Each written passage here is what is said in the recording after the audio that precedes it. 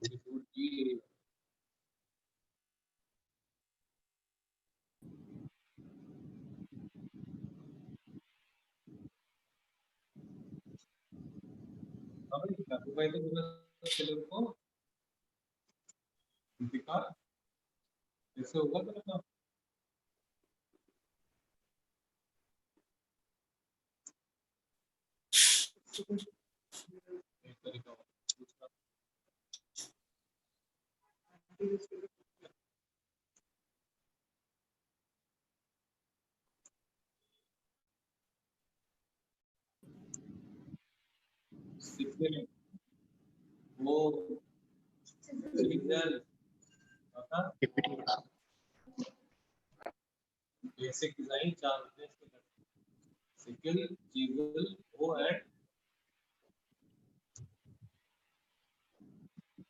morning, sir. Good morning, Manjunath, sir.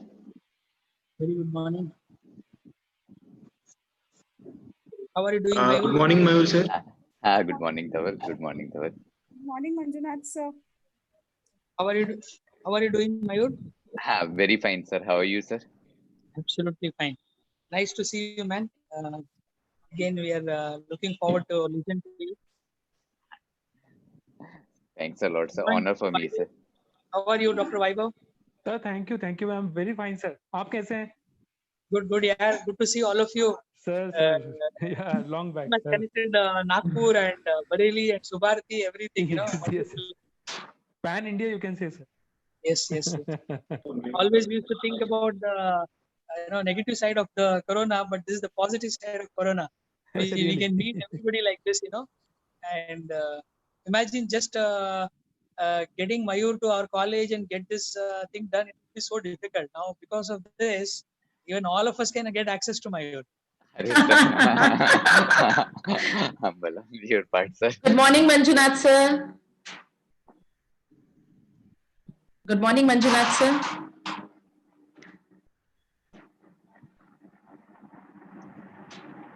Sir is frozen. Sir is frozen. Good morning, wonderful to see you all.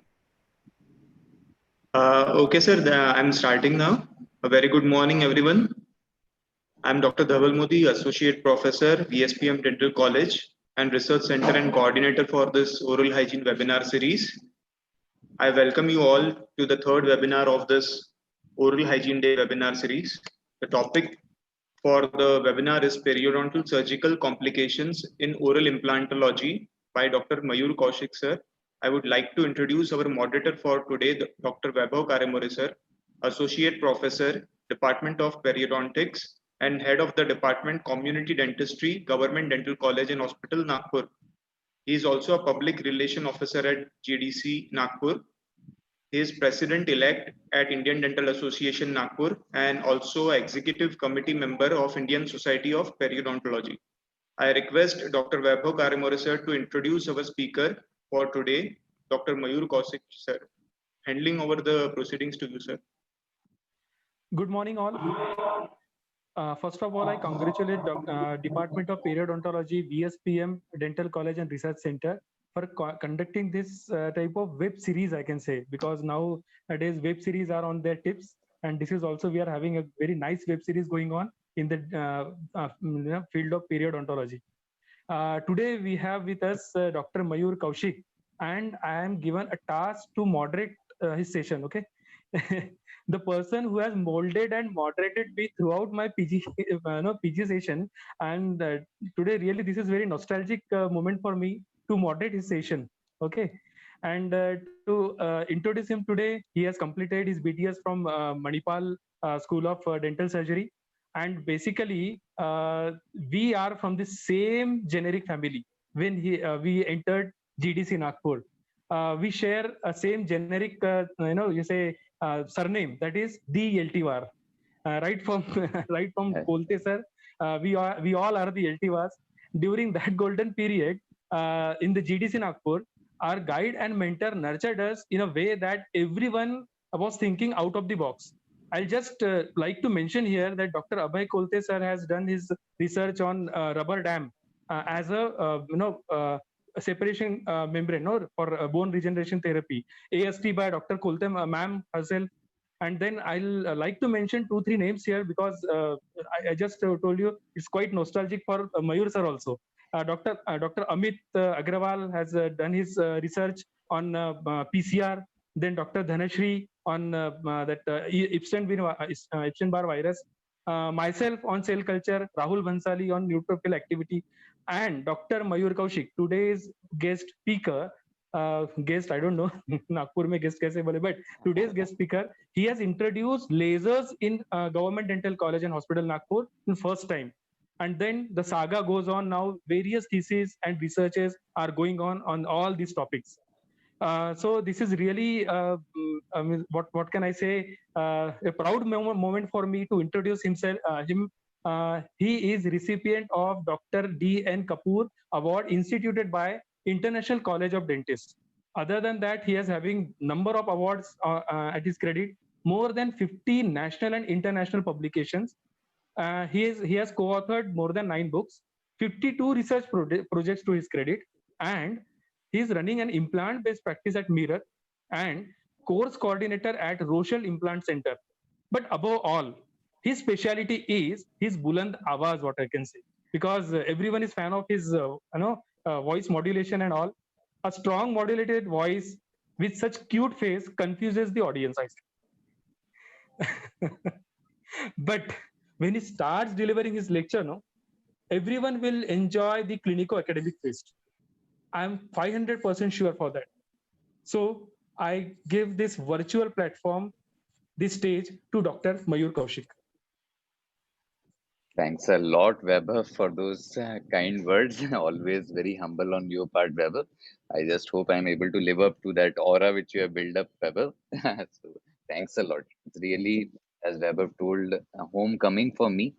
And we are all having the surname the LT Whatever we are today, it is because of LT sir. So I'll just try to share the screen now. So just give me a moment.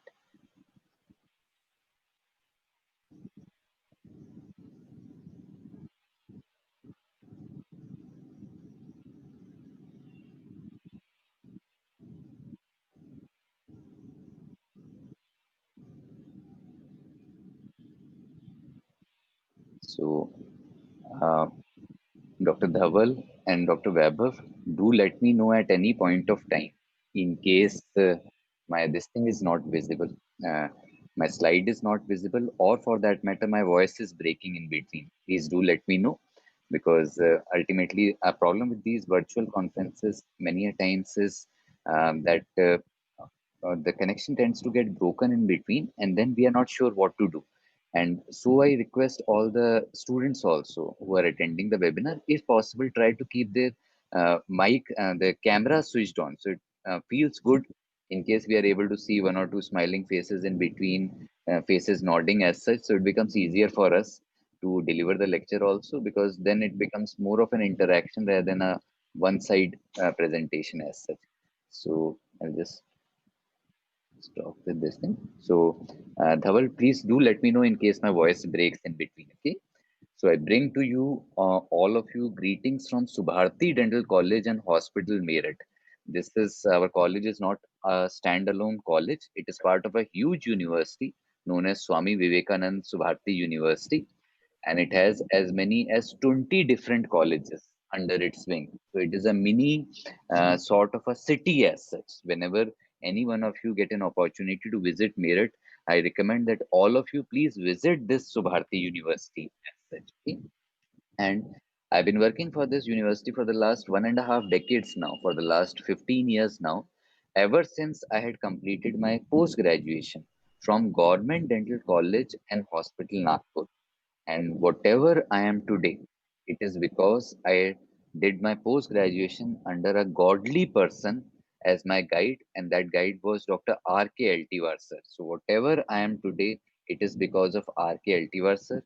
It is sir's blessings which keeps all of us going as such. This is my department. This is Team Perio Subharti. I'm currently the head of the department in Department of Periodontal and Implantology Subharti. This is our team. I run a practice known as Kaushik's Dental Care in Meerut, where I practice with my father, who is a general dental surgeon, as such. and I'm also part and chief mentor in Rochelle Implant Training Center. So Rochelle actually short Excuse me, for, sir. yeah, Dhaval. Screen sharing is not there, visible. Screen is not Screen visible. sharing is not visible. Okay, that is what I Yes. was thinking. So Dhaval, do let me know because here also the same thing was there, I think.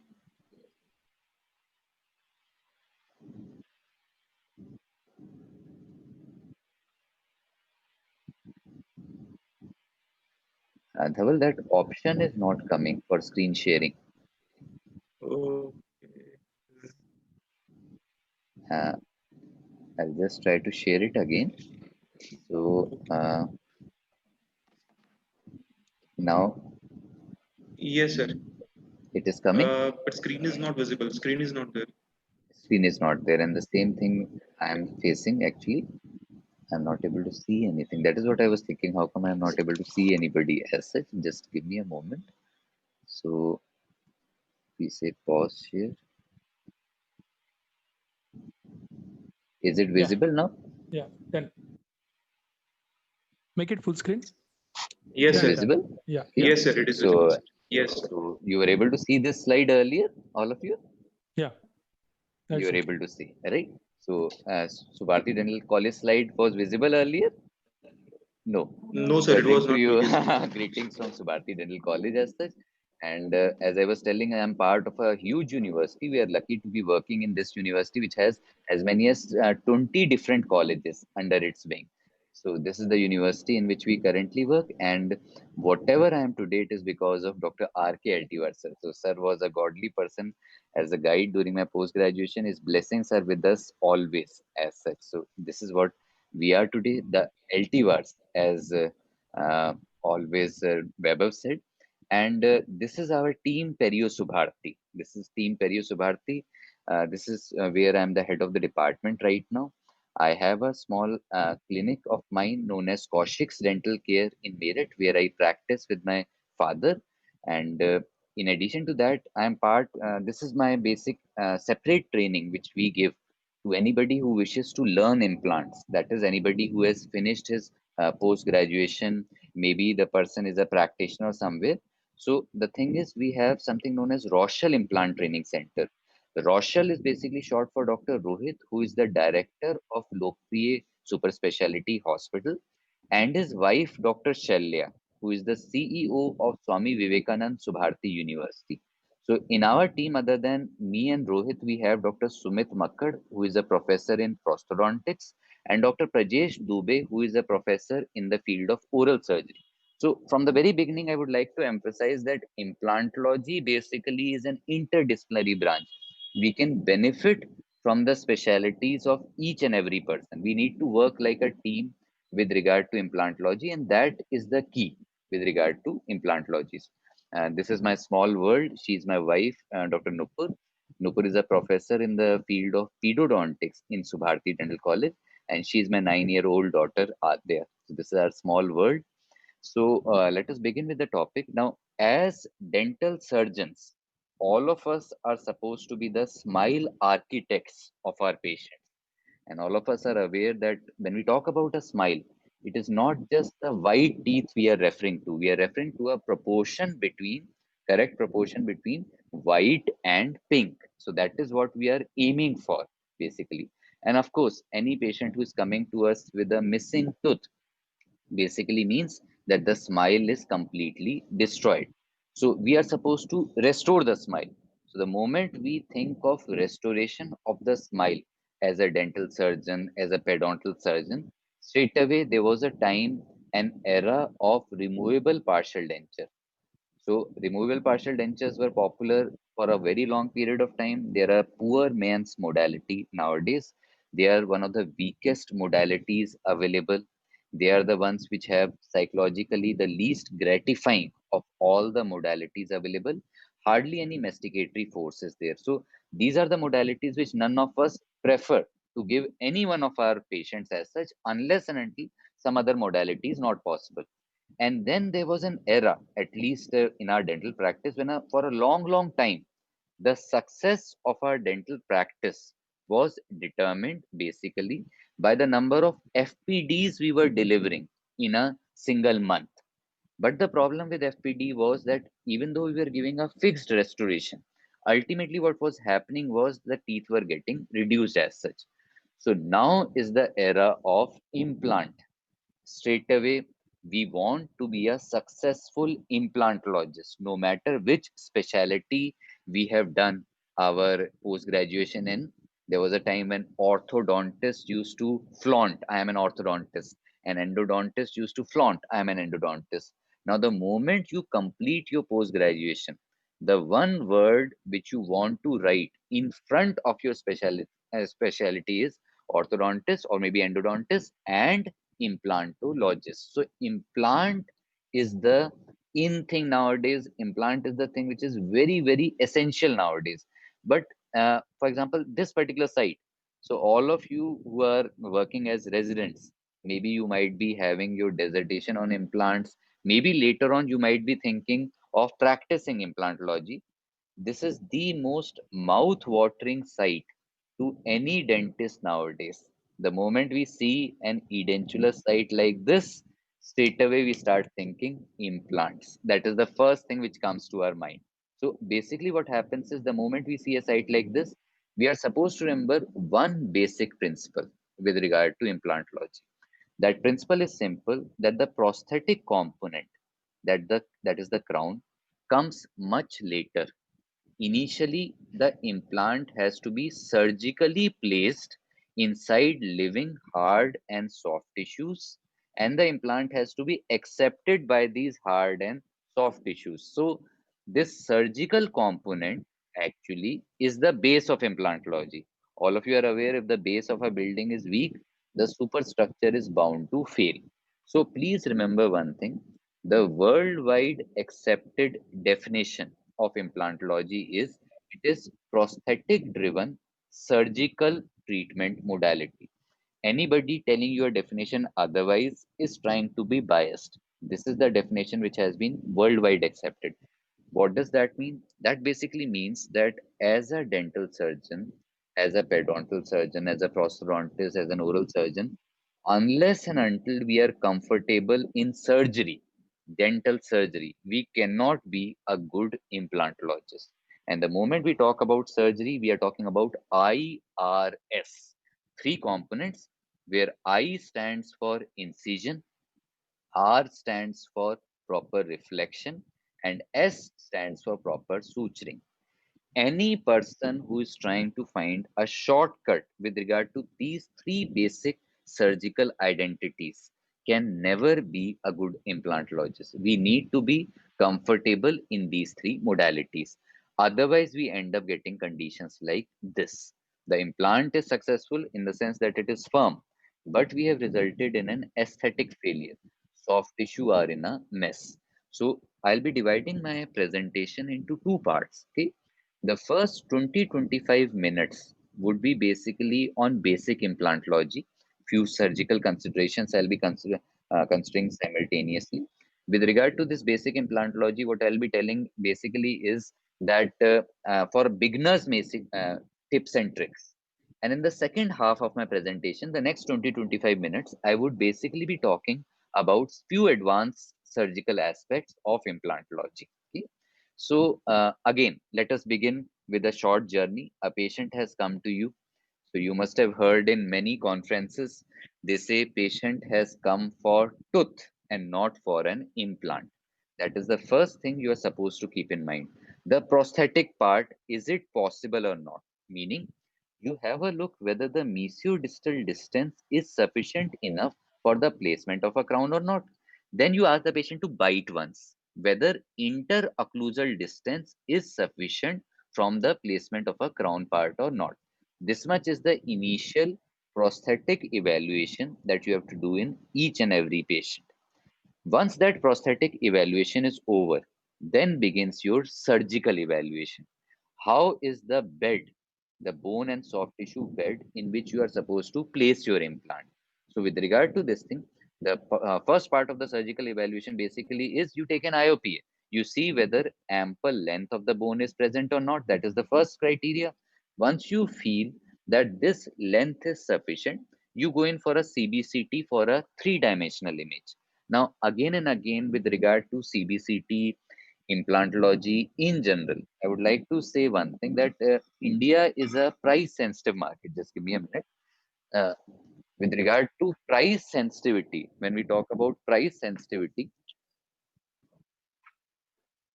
sorry for that, this thing. When we talk about price sensitivity, what that means is our prices, our affordability is the thing which will decide, which will make patients decide whether to go in for our treatment or not. So implant is an expensive modality. Add to that expensive modality, we are adding CBCT also. So the moment you are adding CBCT, that is when the patient start thinking that maybe this person is earning something on his own.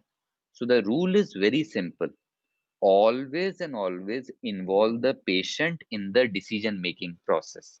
So with regard to CBCT, we have something known as 3D reconstruction image. So these are the images of a previous patient which you are supposed to show the patient first and foremost, telling the patient to be convinced about CBCT. We say a picture is worth 1,000 words. So straight away, once you show the patient this particular image, that this is the advantage of a CBCT, even without reflecting the gingiva, the soft tissue, I'll be able to see how much amount of bone is actually present. That is when a patient would be convinced for CBCT by showing the CBCT three-dimensional image of a previous patient.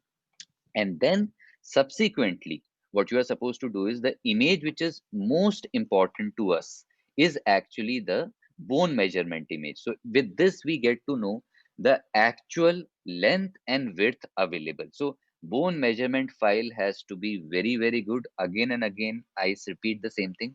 Do not blindly rely on the CBCT report, the page report, paper report given by a radiologist. A radiologist hasn't placed many implants in his lifetime.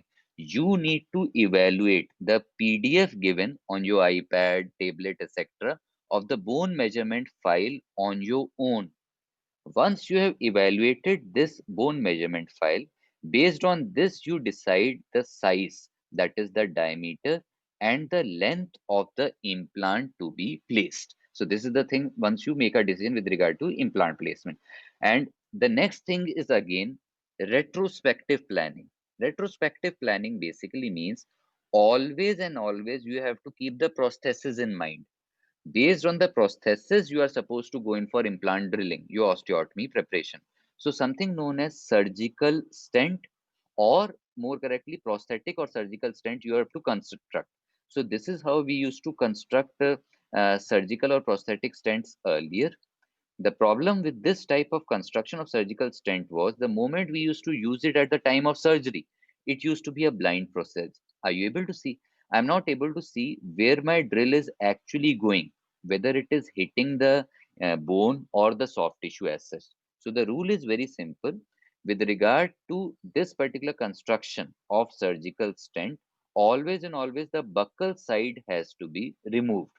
That is when it becomes practical at the time of implant surgery. So surgical stent has to be constructed. Now, all of you would be saying the same thing, sir, why do we need a surgical stent, especially with regard to single tooth replacement? You have a mesial guideline and you have a distal guideline. So all you have to do is place it, your drill in the center.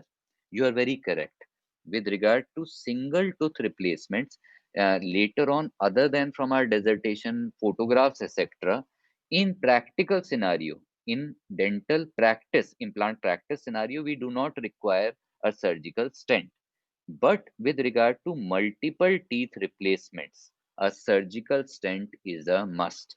No matter how many implants you have placed, the moment you are placing multiple implants, always go in for at least some sort of prosthetic guide, a surgical guide, based on which you will be placing your implants. And this surgical stent basically can be of a transparent acrylic also in the anterior region. You go in for surgical stent. Now, the thing is that after this point, all of us straight away start thinking of incision and reflection.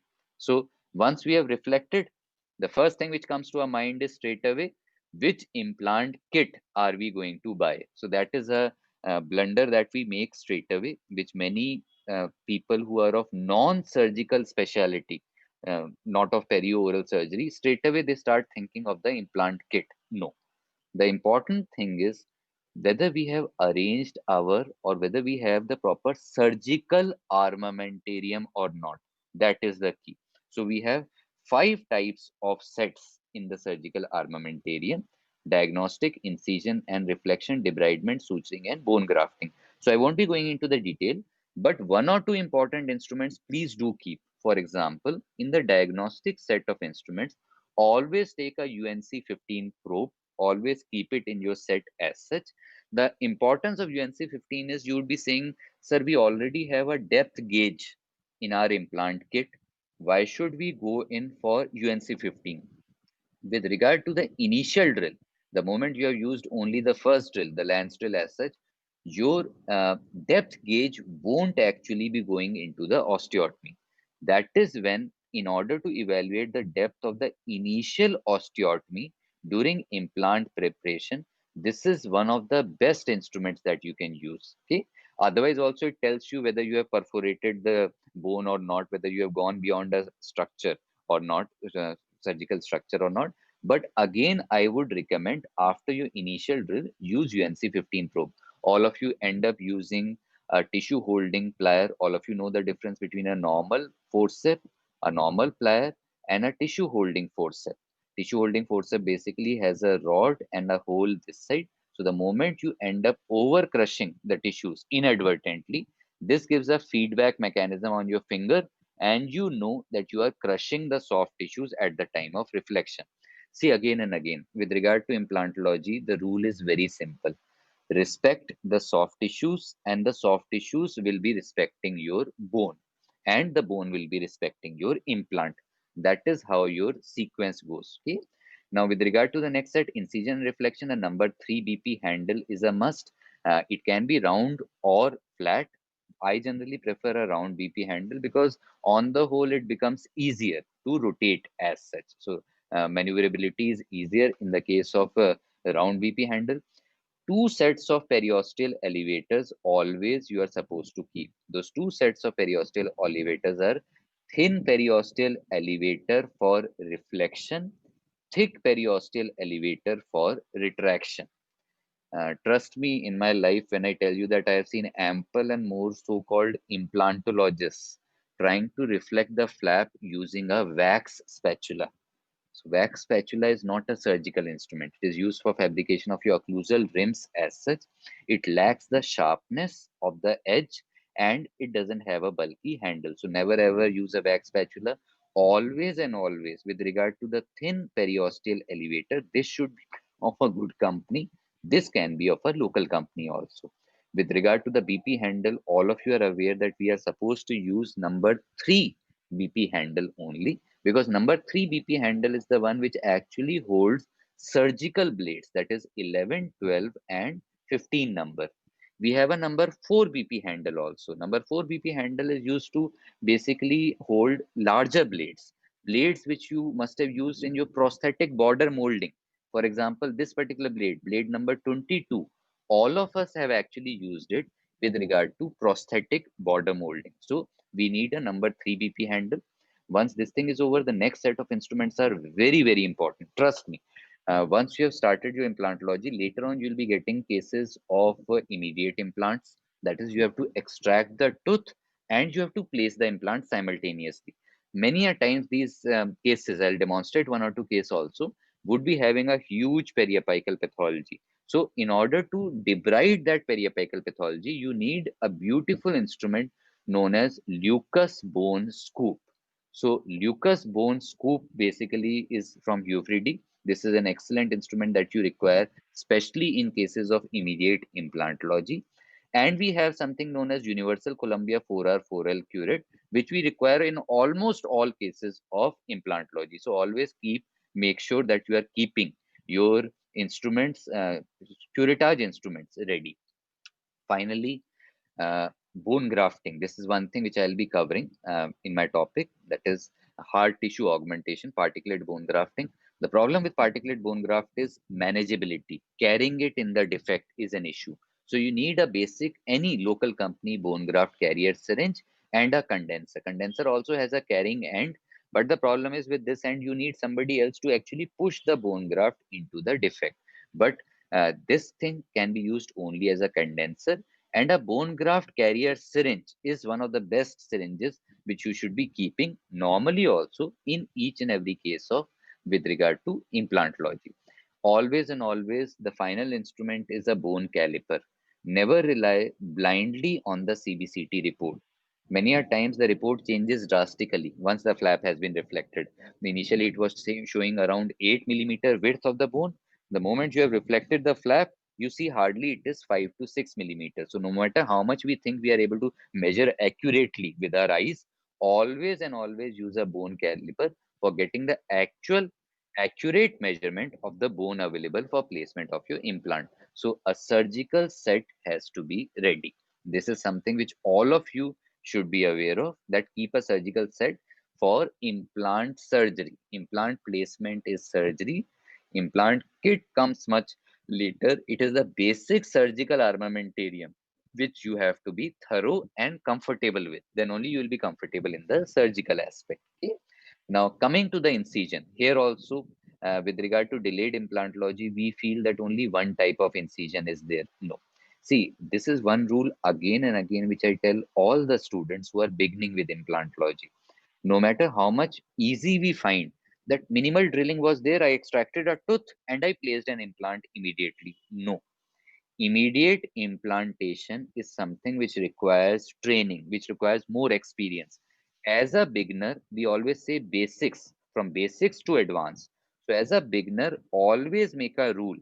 Start learning your implants. That is, the first 5 to 6 implants, you should be delayed implantology, meaning complete healing has occurred and then you are placing your implant. So, always as a beginner, in the first, start with delayed implantology, then move on to immediate implantology.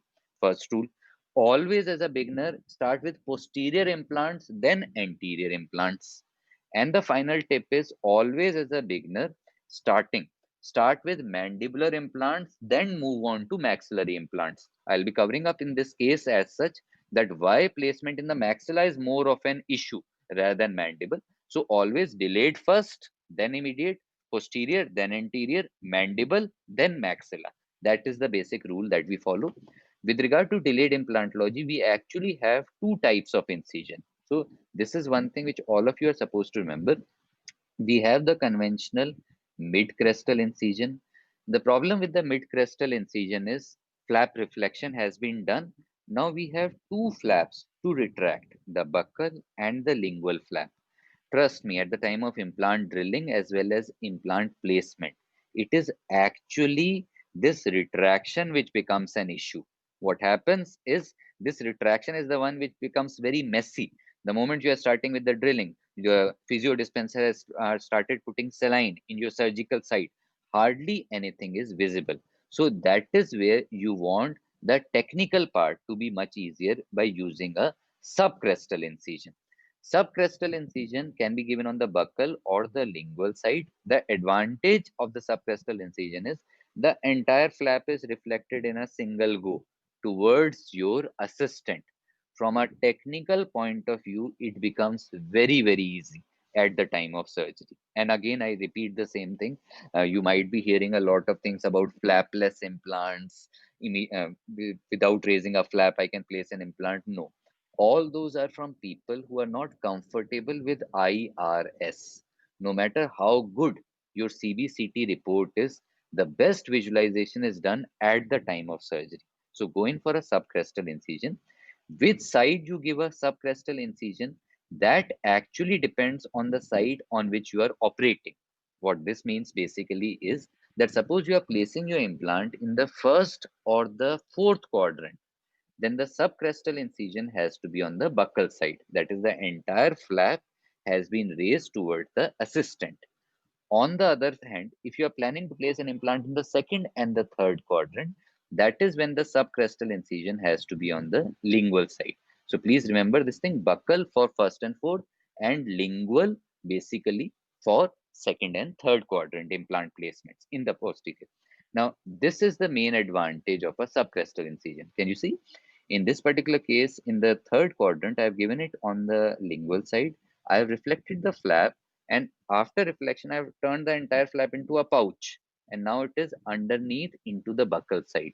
So from a technical point of view, my accessibility, my visibility is very easy. I can visualize the bone the entire time. I can find it very easy to do the drilling, place an implant, etc. So the first advantage of subcrestal is technical. The second advantage is biological. We always say sutures should never be placed over the area of interest. So in this case, the sutures will never come over your implant. They'll come either on the lingual or the buccal side, depending on the implant. Okay, incision. Always use a surgical 12 number blade. A basic rule of instrumentation, all of you must have heard, long axis of the instrument has to be parallel to the long axis of the tooth being instrumented. Now, this thing is not possible in the posterior area if you're using a 11 or a 15 number blade. So always and always, for giving incision in the posterior areas while placing an implant, use a 12 number blade so that at least the terminal part of the blade is parallel to the long axis of the tooth being instrumented. So always and always, the thing which I'm trying to emphasize again and again is that make sure you follow basic surgical principles. Make sure you are comfortable in your surgery. Surgery is not a race. Many a times, few oral surgeons try to show it as if it is a race. Who can finish it fast? No, it is not who can finish it fast. It is who can do it more thoroughly, more gently, and more comfortably for the patient. And you'll be doing it more comfortably only if you yourself are comfortable in the surgery. So always use a 12 number blade. So fine. In this particular case, a mid-crestal incision was given, reflection has been done, and now you are ready with regard to the osteotomy preparation. But the thing is, now you have respected the soft tissues, you need to respect the bone also. So for bone respect, the drilling has to be done at 800 to 1200 RPM. Now, this speed is not possible in our erotor. It rotates and lags as such. This speed is not possible in a micromotor. A micromotor would be able to generate this speed, but the problem with the micromotor is the necessary torque required, the turning force required for drilling in the bone is not generated. If you were to try to drill an osteotomy with a micromotor, it would be almost similar to the way a burr gets stuck whenever air pressure is less, and ultimately you are trying to prepare a class 2 cavity and your burr is getting stuck again and again in the tooth. So micromotor is not possible. So what is possible is we need a physio dispenser. So all of us are aware of various companies, various expenses involved in physio dispenser as such. But what is a physio dispenser actually doing? It is providing us with a concept known as gear reduction. All of you are aware of the handpiece. It comes with a handpiece which has 20:1 gear reduction written. What is the meaning of this 20:1? For every 20 rotations in the motor, the burr or the drill rotates only once. This is the concept of gear reduction by which we are amplifying the torque. So you are basically paying for gear reduction whenever you are buying a physio dispenser. So please remember this thing. This concept is not new. All of you have used, majority of us use endomotors for RCT. In that also, the gear reduction ratio which is used is 16:1.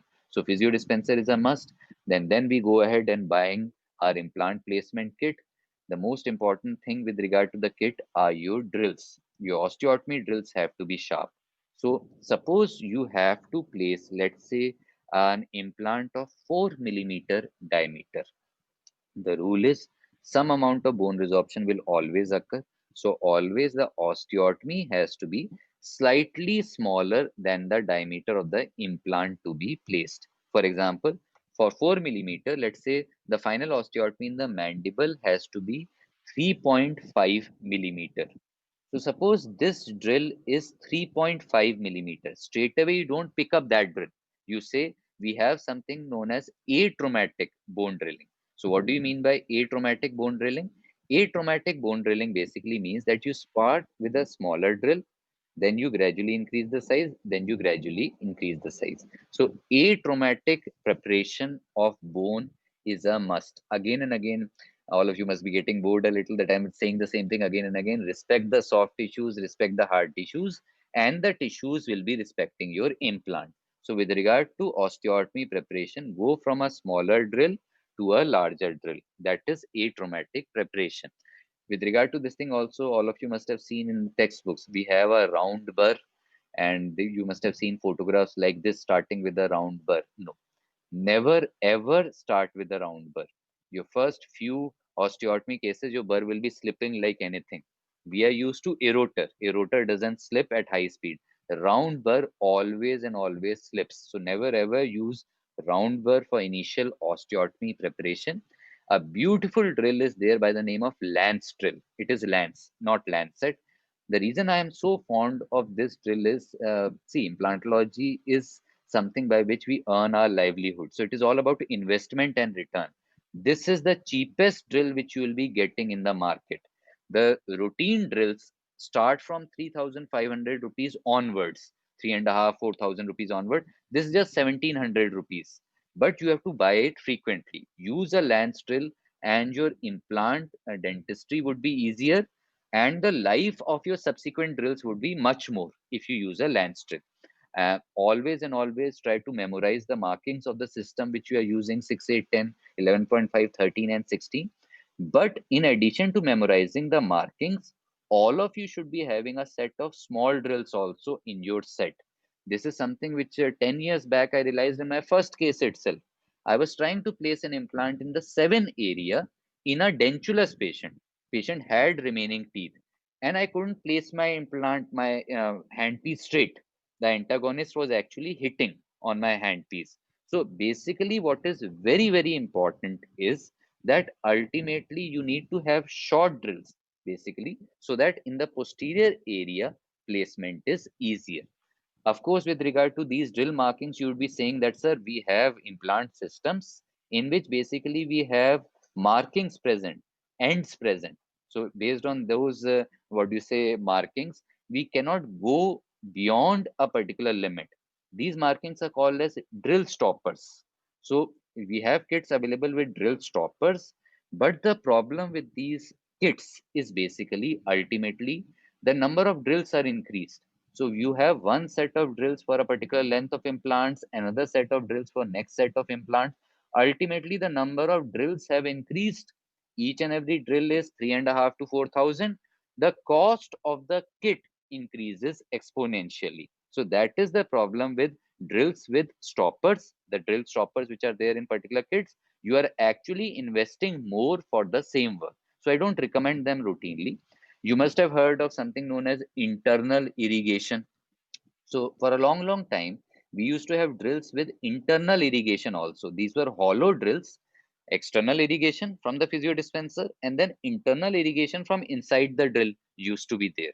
The problem with these drills was the bone debris which used to get accumulated inside the drill. It was almost impossible to clean that debris completely. So nowadays, drills with internal irrigation are not so routinely available. Of course, you must have heard of this term, all of us, pilot drill.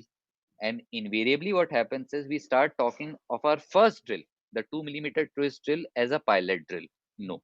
Pilot drill is basically was a concept which was used earlier, in which the initial, the apical 2 millimeter of the drill was of non-cutting surface, and the remaining drill was of a cutting surface. This drill is normally not available in majority of the kits as of now. But the problem is Karenza keeps writing pilot drill many a times. This is a pilot drill which is not available. So what we do is we start with atraumatic preparation of the implant. We increase the drill size gradually. The drills are color coded, and this is a color coding which all of us are aware of based on the root canal files color coding that we are aware of. So what we do is we end up making an osteotomy which is smaller in diameter to the size of the implant that we are planning to place. Now, this osteotomy, after the osteotomy has been prepared, now we are ready to take out the implant. So this is how a typical implant packet looks like. A normal implant, we have an implant, we have something known as implant mount, and we have a cover screw. So a few of the implant companies, in order to cut down the cost, don't give a implant mount also. But the point is, this is basically an part which is used for carrying the implant in the patient's mouth. So once you have started doing your implants, you'll be preserving. At least I preserved my first 6 implant mounts initially, and then you start throwing them off. But in order to carry the implant in the patient's mouth and in order to tighten the implant, you have to use the most expensive instrument in your implant kit known as torque ratchet. So this is the most expensive instrument. This instrument costs from 14 to 18,000 rupees depending on the kit that you are using. So first and foremost thing which you are supposed to remember with regard to this particular instrument is it is ratchet, not a wrench. So what do you mean by a wrench? Do you remember whenever somebody gets a flat tire, we have to remove the bolts and replace the tire. For removing that tire, what we do is we use a wrench.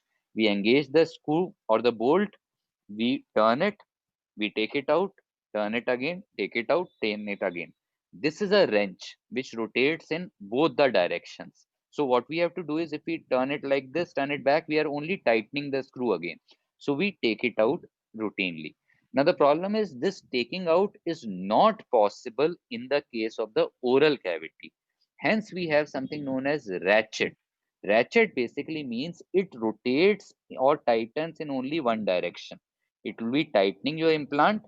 The moment you rotate it back, it is free. It is not loosening your implant.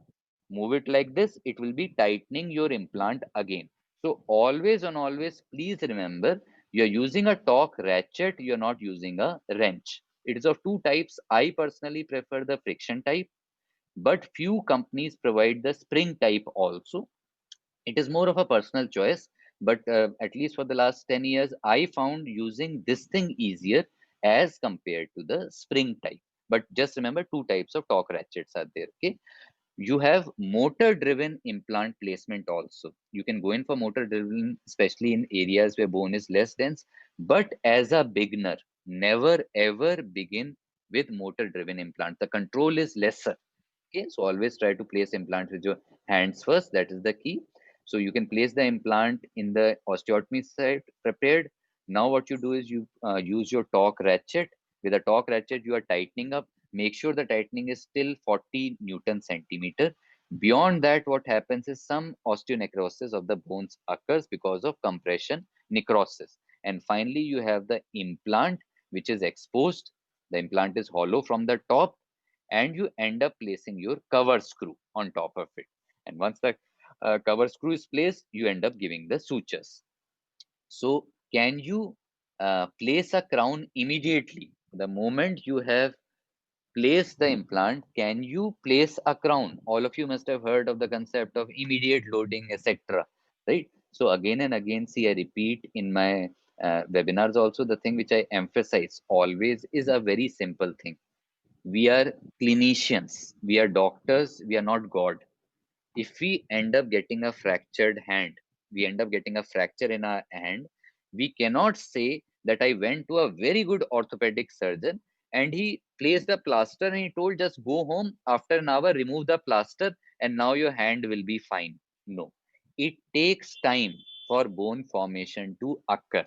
You have induced fracture in bone through your osteotomy drills. So always and always remember, the initial tightness of the implant, the initial fit of the implant is only and only because of this 2 millimeter, 1.5 to 2 millimeter of cortical bone. This cortical bone is very dense, but the problem with cortical bone is the strength comes at the cost of vascularity. So this thing starts resorbing within 24 to 48 hours. So this initial stability of the implant, known as primary stability, is something which goes down over time. Over a period of time, the success of your implant is actually dependent on how much this cancellous bone grows into the threads of the implant. This growth of bone is the thing which gives us something known as secondary stability, more popularly termed as osseointegration. So just remember, the primary stability tends to go down with time, secondary stability increases with time.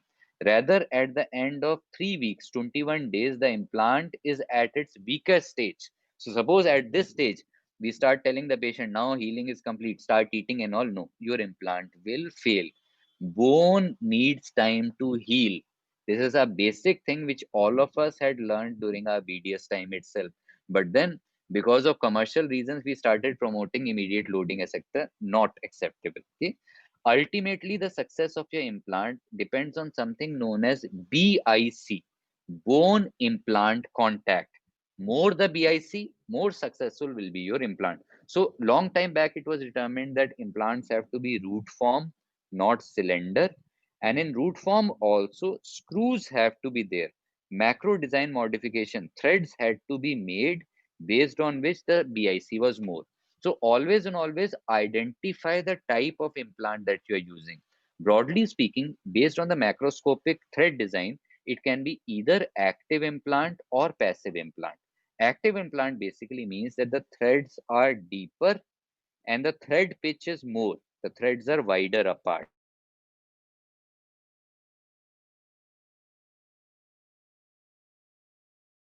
Of implant placement, the implant also is helping in basically the thing going inside as such. So this is one thing which is there with regard to active implants. The tip is very simple. As a beginner, never ever start with active implants. What will happen is, suppose you are trying to place it in with regard to posterior maxilla, bone is less dense, your implant will take its own course. Never ever start with active implants.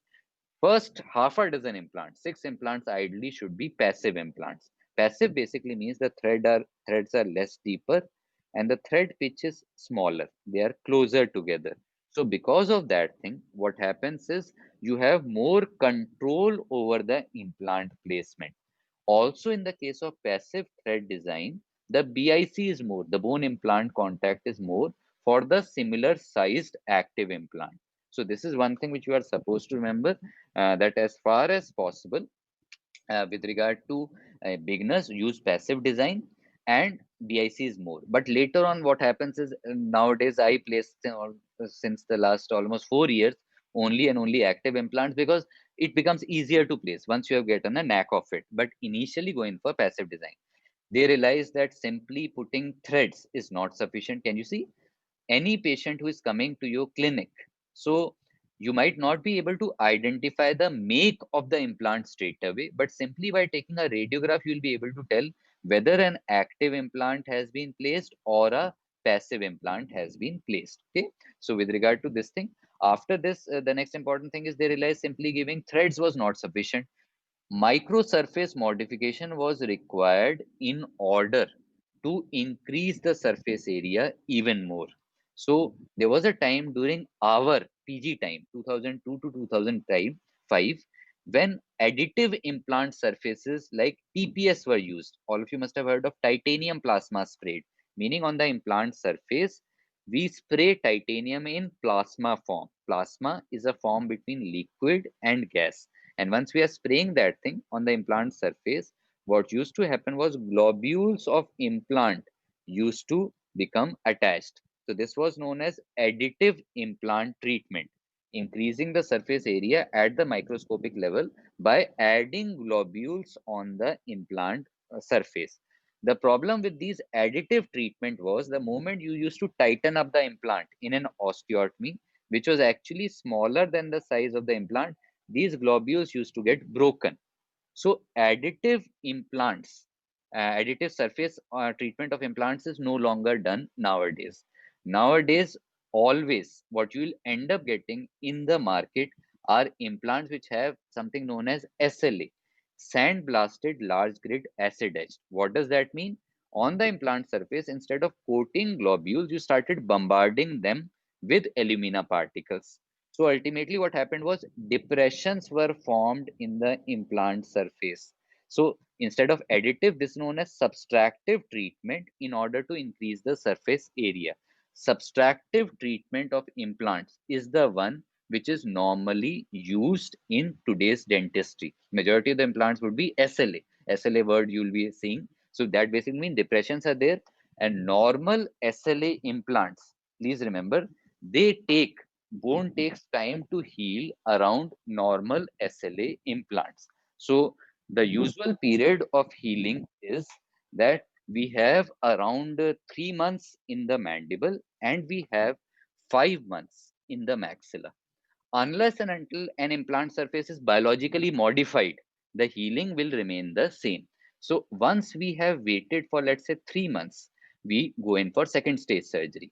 Another thing that we keep in our mind is whether to go in for a longer or a wider implant. Just remember one basic thing: 1 millimeter increase by of in the diameter increases the BIC, bone implant contact, by 30%.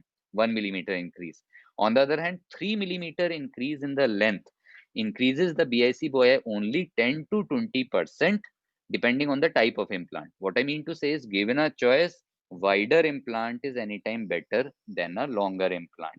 The wider implant will be leading to more increase in the bone implant contact, going for wider implant. So once you have placed the implants, you have left it for, let's say, 3 months or so, you go in for something known as second stage surgery.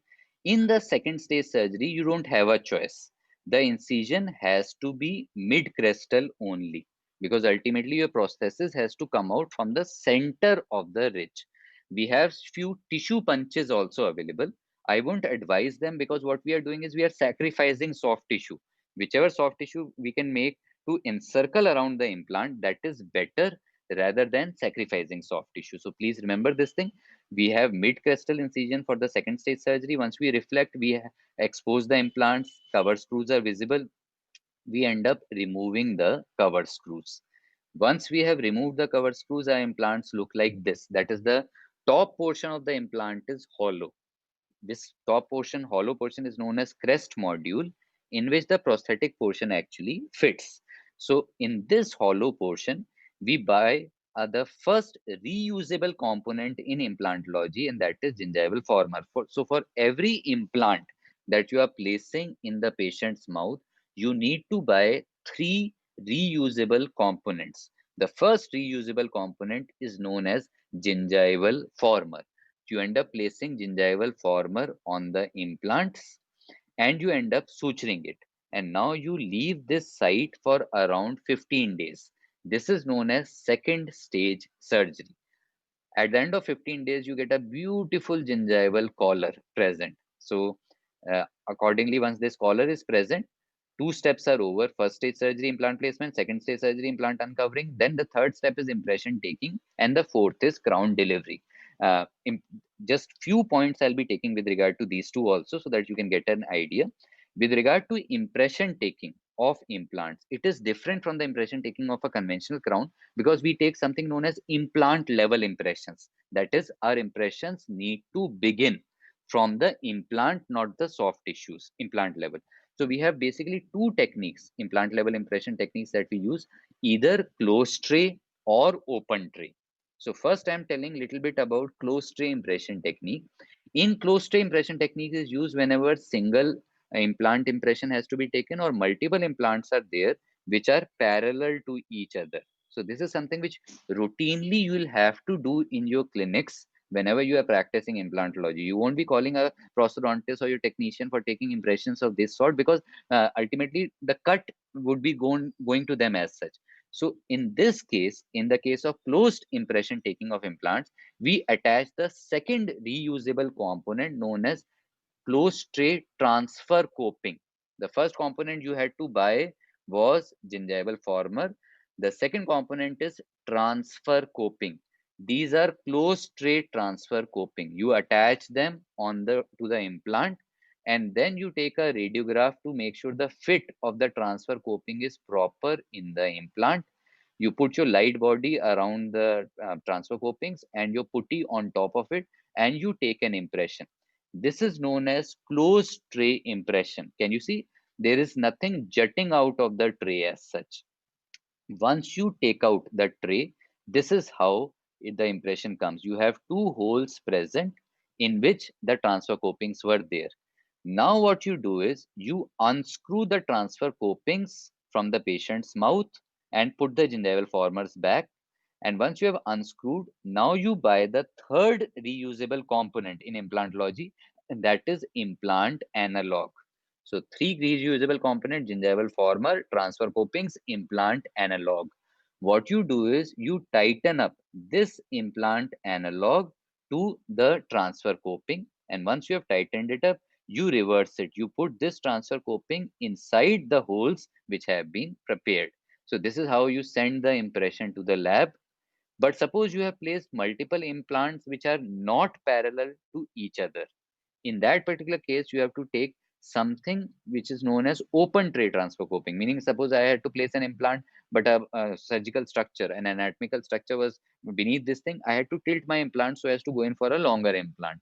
So in this case, we use transfer copings for open tray. Open tray transfer copings have a longer screw. So based on that, you take a radiograph, but the tray has to be opened. So either you can use a plastic tray or you can customize a tray. You can get a custom tray made of acrylic. You make markings where the screws are hitting and you open up the tray from those areas. Once you have opened up the tray from those areas, what you basically do is you take an impression, making sure that the screws of the transfer copings are actually exposed. And then with your hex driver, you unscrew those screws so that what happens is once you pick up your impression, the transfer copings are picked up with the impression. This is known as pickup impression also. And now what you do is you attach the implant analogs to these and you send it to the lab. When you are sending it to the lab, you have two options basically. The two options are either you can go in for cement retained prosthesis or screw retained prosthesis. Cement retained prosthesis, you give a titanium abutment to your lab fellow. The lab fellow does something known as milling of the abutment, just like milling is done in the case of tooth cutting is done. And then what you do is from the cast, you unscrew that abutment, put it in the patient's mouth, put some cotton or Teflon here, put cement on the crown abutment, and you put the crown onto the abutment. This is known as cement retained, uh, just like a conventional this thing. Now, we are able to understand cement retained better, but this is one of the prosthesis which is some comparatively very dangerous from a periodontal point of view.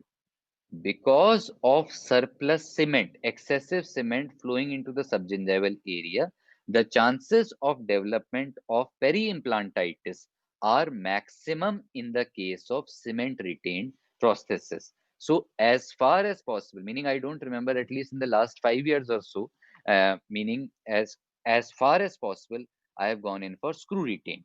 Now, screw retained basically means you have a plastic abutment or a plastic sleeve. So what happens is in the lab, the abutment melts and it becomes a part of the crown. This is known as screw retained, meaning on the cast it comes like this. You unscrew the crown, the abutment is part of the crown, and you directly screw it in the patient's mouth after removing the gingival former. And the opening after putting cotton or Teflon, you put a composite resin. So this is known as screw retained. The abutment becomes part of the crown. As far as possible, go in for screw retained prosthesis also. So, because so many steps were involved, the Dental Council of India initially had told that ideally three specialties, OS, Prosto, and Perio, should work hand in glove with each other. So, do they work hand in glove with each other, according to you? Meaning, is do they work? Do they say, oh, fine, this is something which a Perio person can do much better, let him do? Rather, what happens is it is actually a dentist eat dentist world because of two main reasons: the money involved and the status symbol. I am an implantologist. What was supposed to be a hand in glove coordination ultimately became a tug of war like this. A prosthodontist who might not have done many surgeries otherwise, because prosto is otherwise a non-surgical specialty. They differ otherwise after coming of implants. But a prosthodontist would be saying, patient has come for tooth. Implant is in my domain. Oral surgeon telling, I am the big surgeon. I can place implants anywhere. Implant should be in my domain because before that it was only impaction and fracture cases. And somewhere a poor periodontist telling that I also know how to do flap surgeries. I also have basic idea about prosthetics. I can also place implants. So because of these stupid specialists, few stupid people in all the three specialists, what happened was This actually became like a story which we had heard when we were children. Two cats, in the case three cats, fighting over a piece of bread, and then a monkey coming in between, and the monkey telling that I'll help in the division of this bread. So what he did was he divided the bread into two parts. Oh, this is bigger and this is smaller. He took a bite of this bread. Now this is smaller, this is bigger. He took a bite of this bread, and ultimately the entire bread was eaten by the monkey. So what was happening was, while few stupid people in all the three specialties were fighting that implantology is exclusively in our domain, a general dentist filed an RTI to the Dental Council of India, to which on 6th May 2016, the Dental Council of India replied with this: a person possessing recognized BDS degree can practice dental implantology, and DCI does not recognize any graduate or postgraduate degree in dental implantology. This thing is settled. At any point of time, if we are saying I am a periodontist, I can only be an implantologist, a prosto is selling, OS is selling, no. Implantology is a general dentist domain. As long as we are clear with regard to the surgical and prosthodontic principles, we can be a good implantologist. But then again, this is not the thing which I am going to consider. We'll be second half of the presentation, we'll take some few of the advanced aspects in implant therapy. So, Dhaval, can I take around 20 minutes more? Dhaval is here, Dhaval has gone. So, Dhaval, is there any participant here right now? Yes, ma'am. Yes, yes, sir. Yes, sir. You And can take. I'll just try to rush it up, okay? Because this thing took time, but what I felt was I was seeing good many nodding cases, so that is why I continued. So I would request that whichever students are still there, please switch on your cameras once, okay? Because it looks good for the teacher also. Otherwise, what has happened is, in this time period, with regard to this organizing of these lectures, majority of the students, what they do is they switch it on and then they start doing their other activities, and then when the conclusion slide comes, that is when they tend to come back and switch on the camera again. So the only emphasis has been on increasing our list of webinars which we have attended in this period of lockdown or in this period of corona. No, ultimately, see, it is just 1 hour. So 1 hour, why not try to hear what a senior person is trying to say, from my experience as such. Okay, so I would love it if few cameras are switched on. At least that will tell me that students are still here. Okay, so I'll just rush it up. When we are talking about periodontal considerations in implant therapy, the first thing which we get to hear is a periodontist placing an implant. Isn't a periodontist supposed to save tooth at all costs? That is a general impression which is given. So, to all such intelligent people who say this statement, I refer them to this article by Cloakwold and Newman. So, Cloakwold and Newman are the current authors in the current edition of Kerenza, our Bible. So, this article says three things very clearly. Success of implants has changed perio more than any other specialty. The rules of periotherapy have changed forever, and what change has occurred? The change which has occurred is a paradigm shift. Paradigm shift of saving teeth at all costs to extraction of maintainable teeth, so that the long-term success of implants is not hampered. This is the general rule that we follow. Any periodontist who is trying to tell you, uh, uh, what do you say, tooth versus implants, that periodontist doesn't know how to do implants. Are you getting a point? When the authors of Kerenza are telling that if a tooth from an aesthetic mastication point of view is not serving much of a purpose, the old rules have gone. We need to extract the tooth and we need to place an implant. But then talking about periodontal aspects is like touching the tip of an iceberg. Are you getting it? To be very frank, the 1 hour is too less to cover up all the lectures of implantology. So we generally have a series of lectures. So in this, I'll be taking in short these five aspects which you need to know as a periodontal surgeon, which you need to know as a would-be or already practicing implantologist. So please remember, the first important thing is guided bone regeneration. So guided bone regeneration is a must, which all of you should be aware with regard to all of your cases. Okay.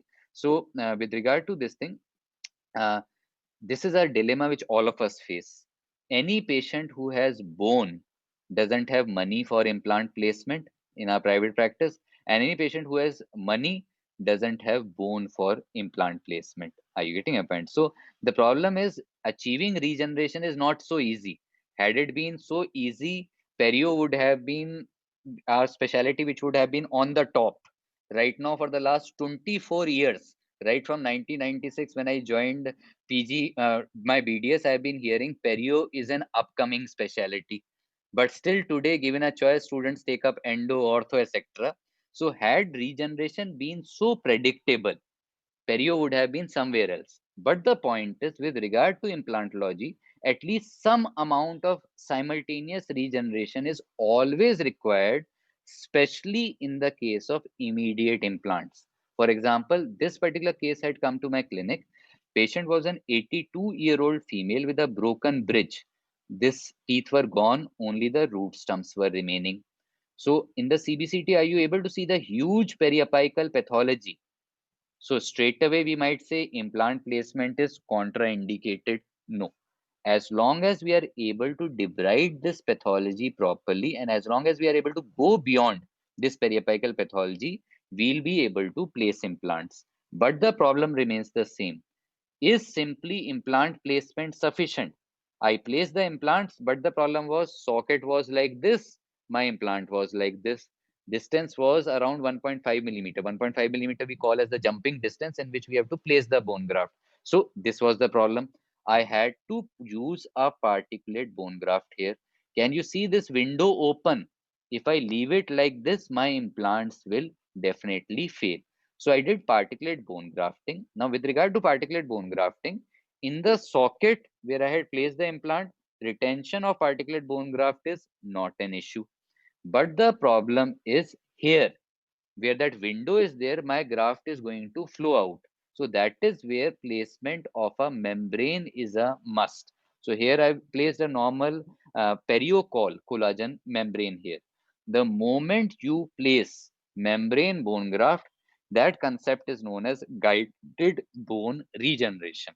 But what is very, very important in this particular case is primary closure. Unless and until you are not achieving primary closure, your regeneration is bound to fail. No matter how many tips and tricks you hear, I place gingival former, I place flowable composite along around the gingival former, and I don't need to approximate it completely. No, there is absolutely no alternative to primary closure as much as possible. But after primary closure, do you think you can send the patient like this? Patient was an 82-year-old female, and her first question was, Doc, how will I be able to attend my kitty parties? You cannot give an immediate restoration also here, right? Otherwise, your regeneration will fail. So basically, what you are supposed to deliver is in your practice something known as Maryland bridge. Maryland bridge means you have cemented the prosthesis onto the adjacent teeth. So always in such cases, take the impression first. Tell your lab fellow remove these teeth. Immediately after implant placement, deliver the Maryland prosthesis. So Maryland prosthesis was delivered. It was left for around 5 months, 4.5 months, and I saw ample bone formation in around 4.5 months. 4.5 months later on, I went ahead with the second stage surgery. And in the second stage surgery, the moment I reflected, this is a beautiful sight, which is very, very, what do you say, heartwarming to any implantologist. One implant could not be located at all, the other implant was partially visible. So I had to pick up my erotor, round burr I use with erotor, and I had to expose the implants. So this is what you achieve in case you are using good surgical materials and you are following good surgical principles. It is not just that you require GBR only and only in cases of teeth with periapical pathology. You require them in majority of the cases where multiple roots are involved, multi-rooted teeth are involved. For example, in this case, after extraction, the site was like this. I place the implants, but unless and until I do some amount of particulate bone grafting, my implants success chances will reduce. Now, here I emphasize one more important point. Use of a membrane is not a must. By a membrane, we are adding a third body, implant, bone graft, membrane. So always remember, in case you feel that bone graft retention will be achieved without placement of a membrane. That is, it is in a socket as such. You don't need to place a membrane. But there's absolutely no alternative to primary closure. Primary closure is a must. So here I've used undyed PGA PLA sutures as such, undyed vicryl. Primary closure is a must. Okay. This particular case, can you see? This area is known as the dream area for an implantologist, mandibular anterior area. You can go as deep as possible. But the point is, you cannot leave this much bone loss like that only. So after implant placement, you need to do bone grafting, pre and post CBCT. I'm showing in just one case as such. This is a must. So what I mean to say is dental bone grafting knowledge is a must if you want to be successful, especially in your cases of immediate implant placement. That is where hardly any case you'll get in your lifetime in which bone grafting doesn't have to be done. And as periodontal surgeons, we are supposed to be specialists of particulate bone grafting. Block bone grafting comes mainly under the domain of oral surgery. With regard to particular bone grafting, the first important thing is which particle size are we supposed to use. The particle size is always mentioned on the bone graft packet whenever you are buying a bone graft packet. It is very, very important to take into consideration the right particulate size whenever you are going in for bone grafting around implant. So the right particulate size selection is very simple. You want your bone graft to be replaced ultimately by natural bone. You don't want that I have placed an implant, around that my second implant is my bone graft. This will remain lifelong as an implant only. No, you want bone growth to be induced. For bone growth to be induced, the interparticulate bone distance after bone graft condensation has to be roughly in the range of 100 microns.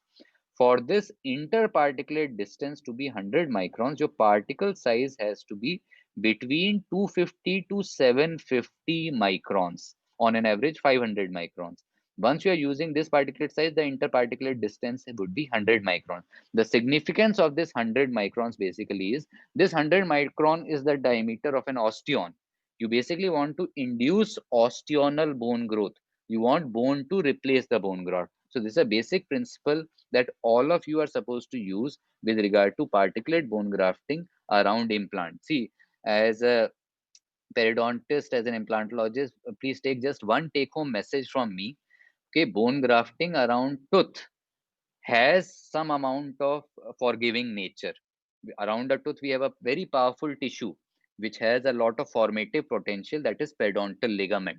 So even if your bone graft is not up to the mark, what will happen is some bone growth, bone formation will occur. Around an implant, the implant is unforgiving. No periodontal ligament is there. You need to be very, very clear in your concept of which bone graft you are going to use. So with regard to the particle size, in case it is too large, no bone growth will occur. The interparticulate distance would be quite a bit. And with regard to if it is too small, what will happen is initially itself, the bone graft particles would get engulfed basically by this thing, and the phagocytes, etc. Okay. The next thing, of course, is which type of bone graft are you supposed to use? So this is a slide which all of us as perio-PGs, majority are perio-PGs here? No. Okay. So this is a slide which all of us have to memorize. This is a slide which all of us tend to forget, right? This is something which in the night itself, if anybody asks, I will say autographs, allografts, xenograph, alloplast, etc. But when it comes to implant placement, what modifications, what points are we supposed to keep in mind? So all of us are aware that autografts are the best because they are osteogenic. But the point is, the problem is procurement. Second problem is quantity is less, but you would be getting a selective category of patients in your clinic, mainly foreign patients, who would be telling you specifically, doc, I don't want bone from any other person, no animal, and definitely not a synthetic substance to be put. So in such category of patients, you need to go in for autograft. So the technique which I normally follow is mandibular symphysis area. I tend to give an incision roughly 4 to 5 mm beyond the mucogingival junction. So once we have raised the flap, the area which you should be choosing is the central and the lateral incisor area, because the roots are smaller. Canine root is longer. Preferably, if you can take a CBCT to determine the length, that is even better. Once you have reflected the flap properly, the first instrument which you should be ready for in your armamentarium is a round trephine. So trephine, this is a 5 millimeter trephine from Amaron. This is basically a company by SARC. So this is around 4,500 rupees. This trephine you have to put in your physio dispenser handpiece, rotate it at around 80 to 100 RPM. And once you go through the cortical bone, that is when you feel a little dip coming, very slight. Once that dip is coming, you have to remove basically your trephine. This is how the circle of bone is there. Now you have to remove this circle of bone using that Lucas bone scoop. Once you have removed this bone, this is the site how it appears. Now you have to suture it back. Here I have used PTFE sutures, beautiful sutures to use, but you can use any suture. Now you need to crush this cylinder of bone which you have obtained. That is where you need to buy this second instrument known as bone mill or bone crusher. Again, I use of Amron from SARC, but anything is you can use. This was around 5,500 rupees. It lasts many years. So you need to invest in trephine and bone crusher. Once you have crushed it nicely, this is how the bone graft particles are, and you mix it with the bone graft, and they are ready to be put around the implant. Okay. So autografts is something which we need to do as a periodontal surgeon. We cannot say it is the domain of an oral surgeon or something. Okay. In case you are not comfortable or that patient is not ready, this is the favorite category which I have been using for the last 18 years now, right from the first year, 2002, FDBA and DFDBA from Tata Memorial. There is absolutely no match for these bone grafts. Both are equally good, but since DFDBA is double the cost of FDBA, I tend to use more of FDBA. So beautiful bone graft, but you require somebody in Bombay for you to send these bone grafts. They are not available commercially. Okay, so the contacts are essential. Try building up somebody in Bombay as such. Otherwise, xenografts. So xenografts are immensely popular, especially this bio-os, which is anorganic bovine bone. The problem with the use of bio-os around implants basically is ox bone is very strong. It doesn't get resorbed so easily. So the problem is it tends to remain for a longer period of time. So that is the problem which I have faced personally with bios. That my otherwise you can go in for biocoral also, but it is not so routinely available. And finally, the category which we are supposed to be most careful with are alloplast, synthetic bone graft. In alloplast, especially the category of bioceramics, hydroxyapatite and calcium mixed with regard to calcium and phosphate mixed in the laboratory, many a times the resorption is something which has not been taken care of. So it tends to remain for a longer period of time. Be very, very careful. Everything that comes cheap is not good.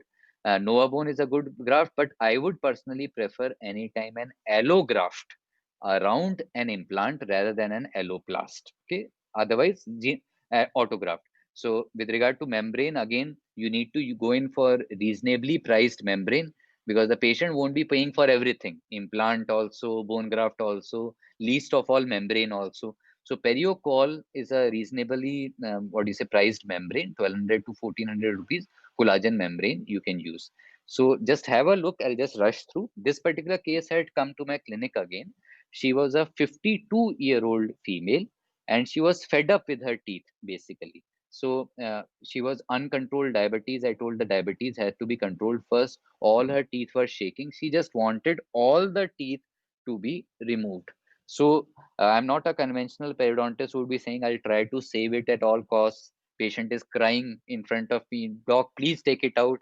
And I'm saying that no, I am a monk, I don't love money, I don't want to place implants, I'll try to save these teeth. No, I am a very practical person. And frankly speaking, when the patient is already fed up, what I did was I extracted the lower teeth and gave 6 implants in the lower teeth. So I go in for a simple prosthesis: 3 to 3, 2 implants, 4 to 6, 2 implants, 4 to 6, 2 implants. That is in canine, first premolar and first molar area, implants have to be placed. And the same thing with slight modification I had to do in the maxilla. So I didn't have photographs of the lower procedure. although I was able to take photographs, few photographs of the maxillary procedure. So this is one thing which I always emphasize, always. Mobile dental photography. So always and always, if you want your practices to thrive, if you want to improve on your work, if you want to motivate others and patients to do the same work, you need to document your cases. Documentation basically means taking photographs. So what I did was I started with the first quadrant. So in the first quadrant, all the teeth were extracted.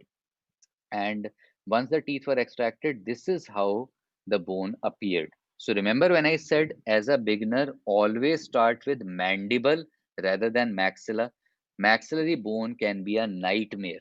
Never ever start with immediate implantation. Start with delayed implantation first. Okay, so maxillary implant is a nightmare. Maxillary bone is a nightmare. We say neither the quantity is there nor the quality is there. So after implant placement, can you see this particular implant, the entire buccal cortical plate is gone. This much of area is empty around the implant. The bone is less dense to begin with, and the patient is a diabetic. If I leave this implant like this, my implant is bound to fail. So what am I supposed to do? I'm supposed to do GBR around this implant. So in GBR, what am I supposed to do? This is a periochole membrane which I have placed first on the buccal side so as to retain the bone graft. And then what we do is we pack it up with a bone graft. This is FDBA bone grafting. And after bone grafting, we are supposed to curve the membrane over the bone graft to retain the bone graft. And once that thing is curved over, we need to achieve primary closure at least in the area where we are attempting regeneration. So this is one thing which we are supposed to do at all costs. Once we have done this thing, the first quadrant was over, patient wanted second quadrant also to be done. So the teeth were extracted at the same sitting.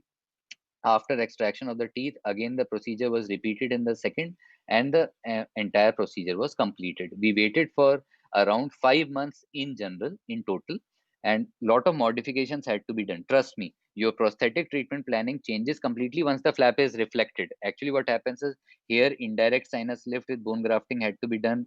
Here, what happened was the implant had to be placed more anteriorly because no bone was here as such. So slight changes always have to be done based on remaining bone as such. So second stage surgery was done in the lower, and second stage surgery was done in the maxilla. Here I've used electrosurgery for the second stage surgery. Impression taking multiple implants. Which impression technique are we supposed to use? Open tray.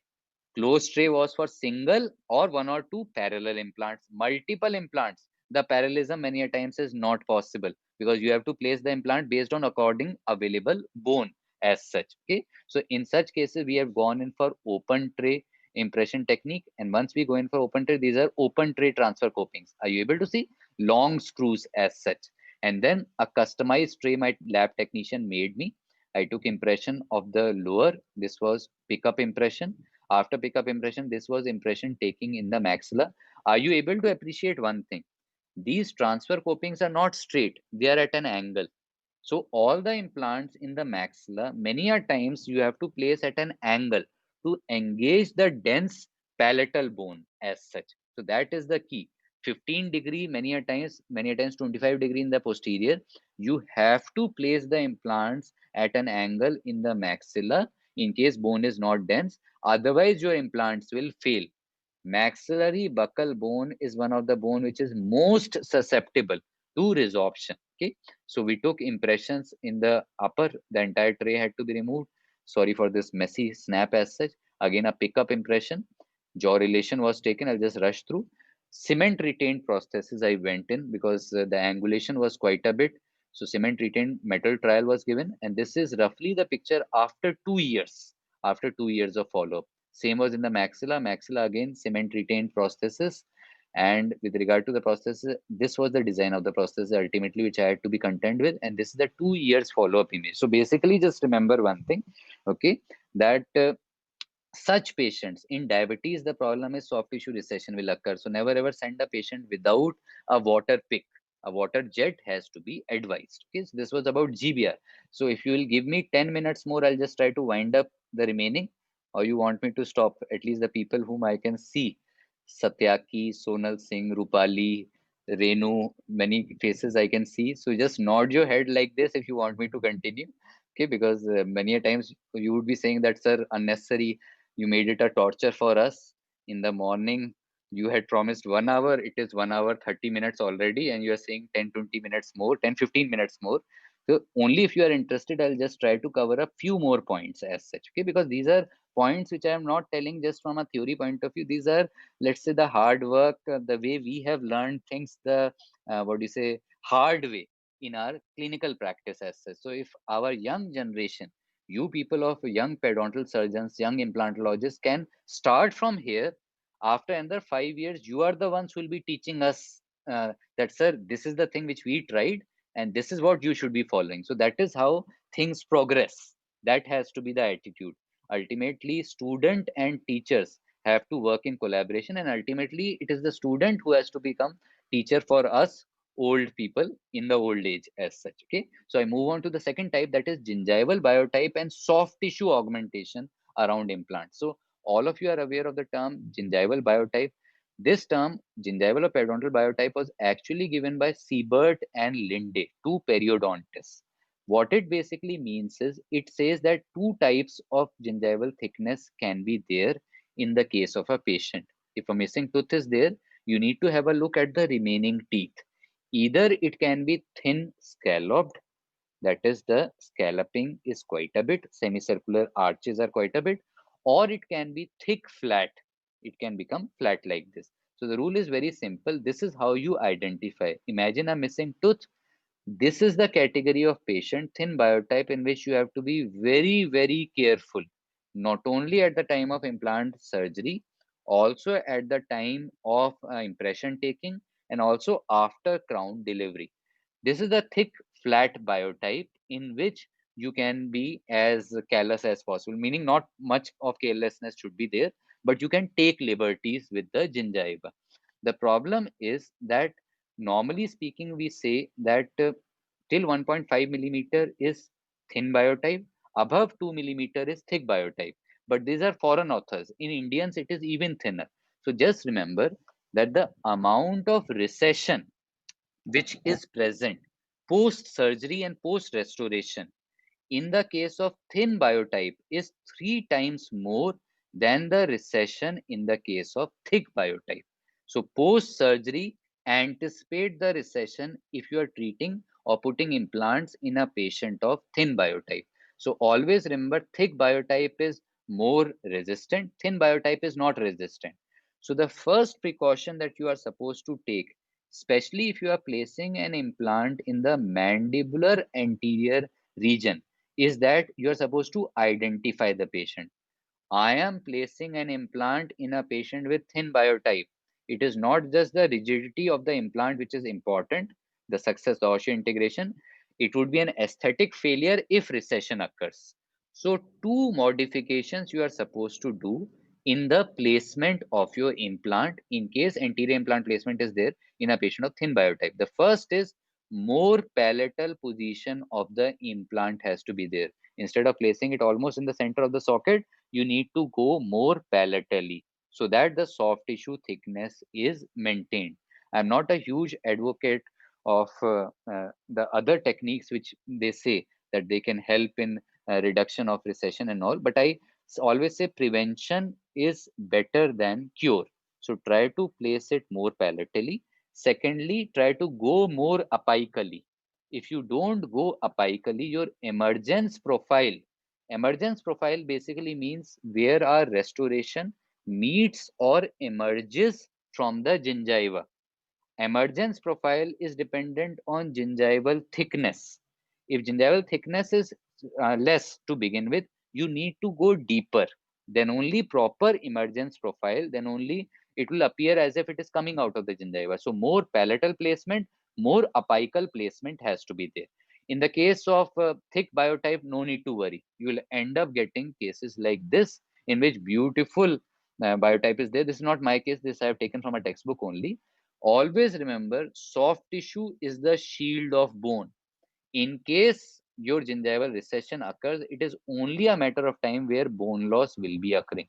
And it has been found in studies, bone loss around implants placed in thin biotype is much more than that placed around thick biotype.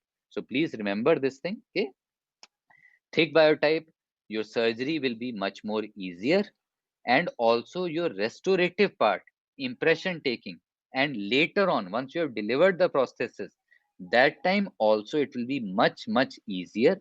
The patient won't be telling you again and again food lodgement is occurring.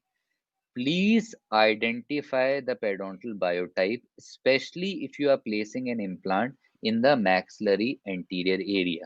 If you fail to identify, you'll end up getting cases like this. So this case was referred to us, and at the second stage surgery, lot of necrosis was there on the buccal side. So the restorative dentist straight away told us that, doc, what will happen is aesthetic failure is the least which will happen. Patient will feel that recession or exposure of the implant has occurred. The moment I removed the gingival former, that is when what happened was hardly any tissue was present. Can you see? So what are we supposed to do? We are supposed to do soft tissue augmentation. With regard to soft tissue augmentation, which is the gold standard that we have been trained in as a periodontal surgeon during our 3 years of MDS, we say connective tissue grafting, subepithelial connective tissue grafting. So the procedure that we follow is pretty simple. I picked up my 15 number plate and I have created a pouch around the implant which has been placed, right? Once that pouch has been placed, we procure the connective tissue from the palatal area, keeping in mind the greater palatine artery, and the best area is actually the premolar area. So the procedure that we normally follow is the trapdoor technique. All of you are aware of these two horizontal incisions till the thickness of the epithelium, vertical incision till the depth of the bone. Epithelium has been reflected. Now in connective tissue, we take these incisions deep, we insert a periosteal elevator, and we start reflecting the connective tissue. Connective tissue, always remember, take a extra length. Trimming of connective tissue is easier rather than trying to increase this thing later on. So once it has been trimmed, you cannot leave this site open. Primary closure has to be done. So once primary closure has been done, what we do is we have trimmed the connective tissue quite a bit. Now I need to place it subepithelially inside the pouch around the implant. So with the first suture, what we do is we pass it through the outside of the flap. We pass it, take it out, engage the connective tissue, pull it inside, meaning it appears uh, somewhat like this. Are you able to see? With one suture, we have tucked it inside. We have pulled it inside. Taken it like this. I won't be able to demonstrate much here. Taken the connective tissue, pulled it inside. And a similar suture we give on the other side. So these sutures, two sutures, direct loop sutures, actually end up stabilizing your connective tissue, right? But what is happening is the advantage of connective tissue was dual blood supply. That is why it is the gold standard. Still, it is not subepithelial connective tissue. So the next step is you place your gingival former and you give a crossed sling suture explained in Linde so as to cover up the connective tissue entirely. This was roughly after 1 month, and this was around 2.5 months. Are you able to see the increase in gingival thickness from literally nothing? This is something which will survive for a long period of time. So again and again, I repeat the same thing. Okay. As far as possible, connective tissue grafting, soft tissue augmentation is part and parcel of implantology in cases of thin biotype. All of you must be thinking, sir, we are doing it in perio no scope, no patients. No. Implantology has brought a lot of patients in the domain of a periodontal surgeon. Only thing is, we need to be aware of how to exploit it. Basic prosthetics, anybody can learn. My basic prosthetics, impression taking, open tray, closed tray. Do you know who is my mentor? My mentor is YouTube. Seeing YouTube, repeated cases, I have been able to this thing. But do you think the same thing can be applied to surgery as such? No. Surgery is how much you practice. Are you getting it? So we already have ample practice of connective tissue. Okay. So the next thing is implant placement guidelines based on biologic width. Again, 5 minutes on this topic. All of you are aware of biologic width, right? Normal crown bone distance has to be at least 2 mm. 1 mm of junctional epithelium, 1 mm of connective tissue. If a patient comes to a clinic and the tooth is fractured and we end up doing a gingivectomy like this, and we place a crown very close to the alveolar crest, continuous inflammation and bone loss will be there.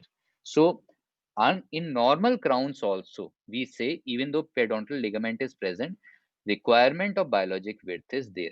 This biologic width requirement becomes even more important around an implant, because basically what is happening is around an implant periodontal ligament is not there.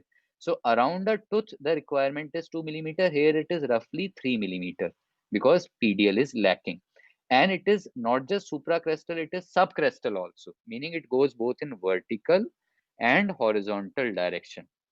It is based on this 3 millimeter requirement. Based on this 3 millimeter requirement that we say around an implant 1.5 millimeter should be this side and 1.5 millimeter should be this side. So this is one thing which we all of us know.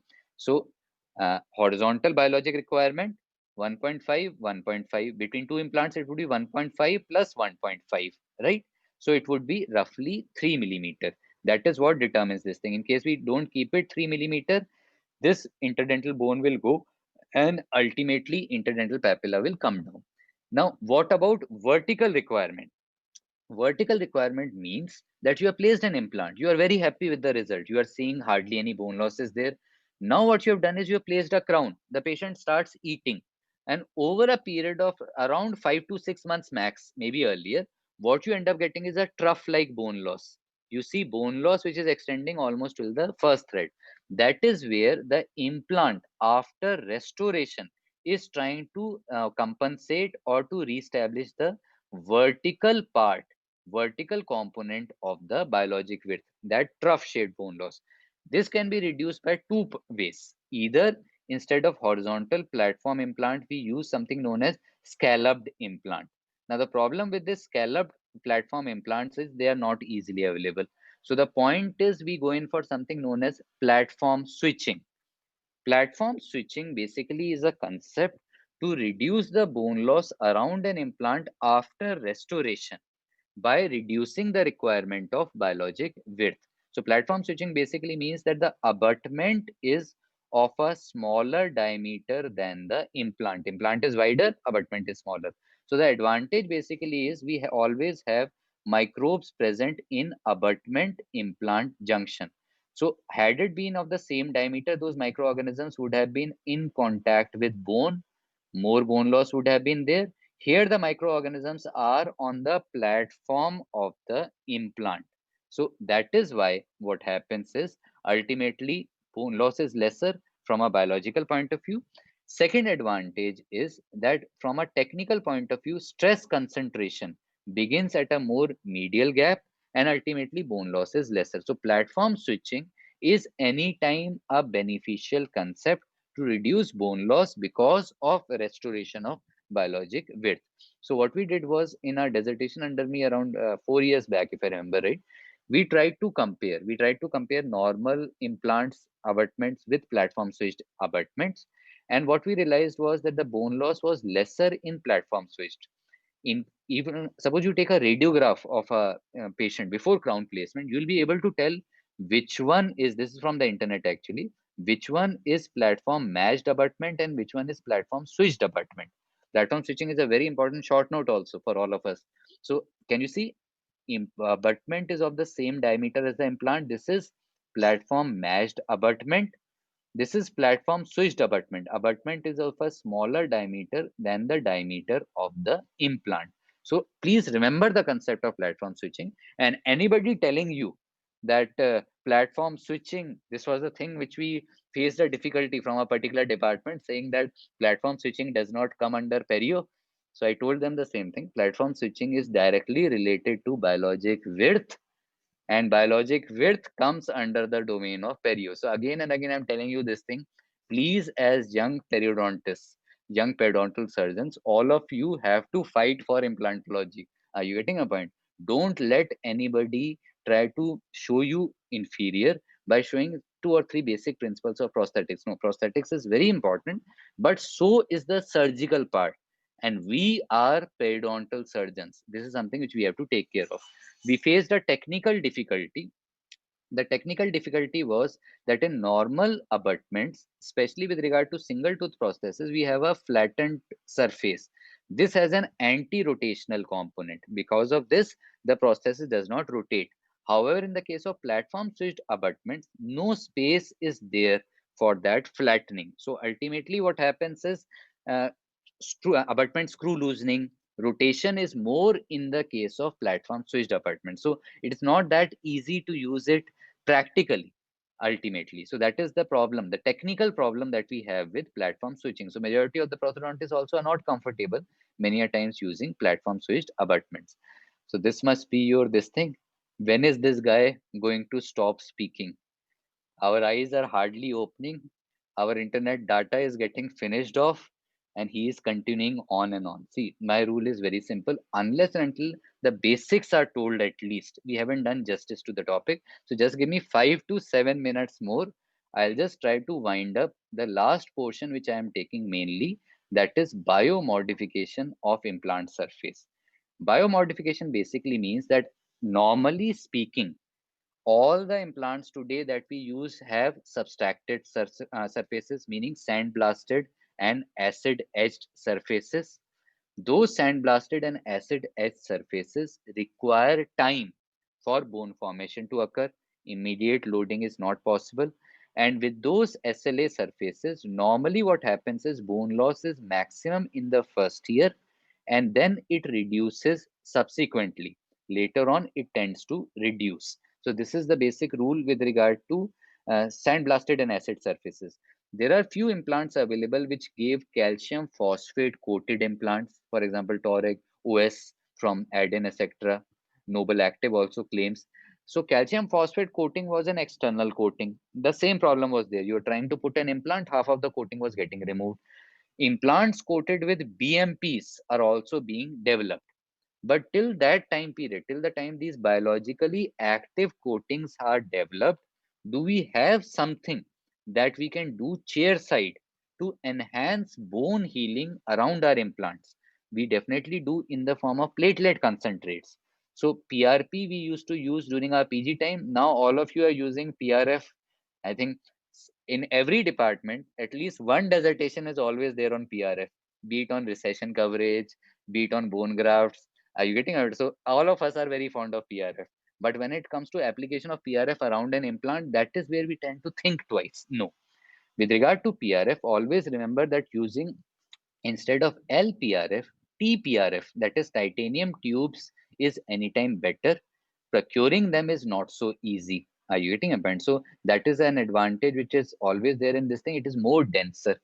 And the problem with particulate bone graft is carrying them. So in that case, if you were to use IPRF, a liquid-like substance by which you will be able to carry the particulate graft easily around the implant, that is better. So what we did was we tried to use this LPRF. In a thesis under us in our department, I was one of the guides as such. This was again a couple of years back. We tried using the Chokran box. This is the Chokran box, patent box. We prepared the PRF membrane. And what we did was we coated the implant with the PRF membrane. Now here what we faced was a technical problem. The technical problem was that implant osteotomy had to be smaller than the implant diameter. So the moment I was trying to put this implant coated with PRF into that osteotomy, my PRF membrane used to get displaced. So next year we modified the thesis uh, in other than PRF, rather than PRF, we started using PRF releasate. Releasate basically means that once you compress the membrane, this liquid is actually rich in growth factors. So what we did was we coated the implant with PRF releasate, and by CBCT we found that the bone loss was lesser around a PRF coated implant as compared to a normal implant. But suppose you are not ready for platelet concentrate. The patient is not ready. No, no, doc, no other needle to be put in my arm or somewhere. In that case, we have a very powerful drug which is available by the name of bisphosphonate. So all of you are aware, bisphosphonates are basically anti-resorptive drugs which actually prevent bone resorption. In that, a drug which is mainly used is alendronate. Now, the moment I am saying use bisphosphonate around your implants, This is something which you must have heard in majority of the talks on implants, that aren't implants contraindicated in patients with bisphosphonate therapy? Definitely they are contraindicated. That is because you must have heard of something known as BRONS, bisphosphonate related osteonecrosis of the jaw. See, these patients are taking bisphosphonates because of underlying bone disorder. They have osteoporosis, osteomalacia, or something. Hence, we are saying that ideally implant should be placed with caution in such category of patients who are taking bisphosphonate for their bone disorders. That doesn't mean that we cannot use bisphosphonate for enhancing our normal implants. Rather, if we were to go through literature, all of us know of something known as RAP, regional accelerated phenomena. So all of us are aware that basically what used to happen was that ultimately the moment we used to reflect a flap, some amount of crestal bone resorption used to occur. So what they said was that if you were to use cotton and dip it in bisphosphonate solution and after flap reflection apply it on the alveolar crest, the crestal resorption would be lesser. This is something which has been proven in many studies. So what we did was around 10 years back, a dissertation under me, what we did was we modified a normal bone graft, one side normal bone graft, other side bone graft modified or supplemented with alendronate, a bisphosphonate. And the result of this bisphosphonate modified bone graft was better. So based on the positive results, we went a step ahead. We started coating implants with bisphosphonate. So what we did was a normal implant was coated with alendronate, a second generation bisphosphonate, 20 milligram per 100 ml per ml. So this is what we did. And what we did was the bisphosphonate solution was actually irrigated in the osteotomy site.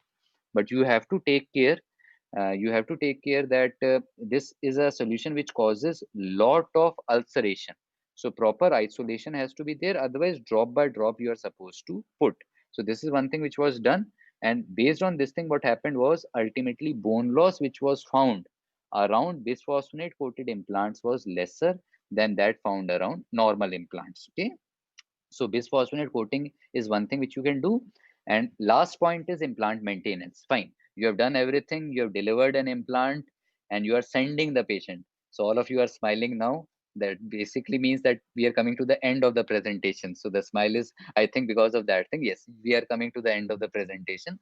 So implant maintenance means that once you have delivered an implant, prosthesis, always and always deliver your own prosthesis. This is something which I always emphasize. Are you getting it?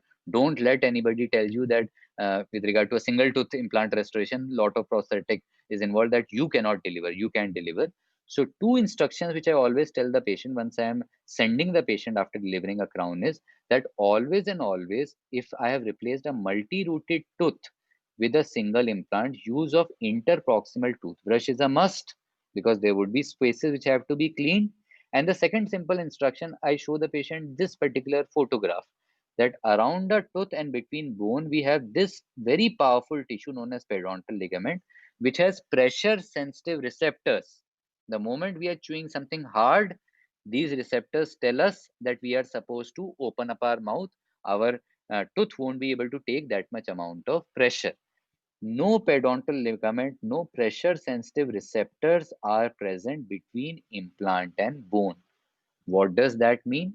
We tell the patient, use your implant, never test your implant. Do not try to see what else can I bite from this implant, because in that case, the bone would be getting compressed more, titanium would be getting compressed lesser, and the union will break.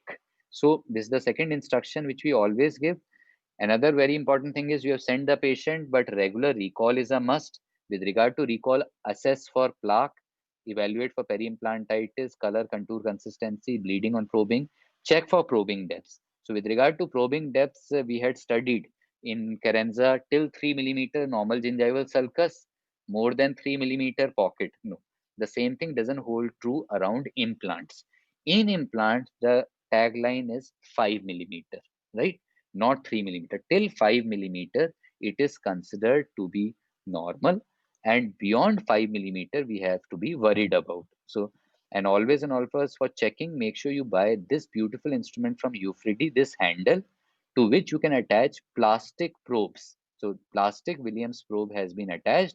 Always and always use plastic probe around an implant, because stainless steel is more harder than titanium.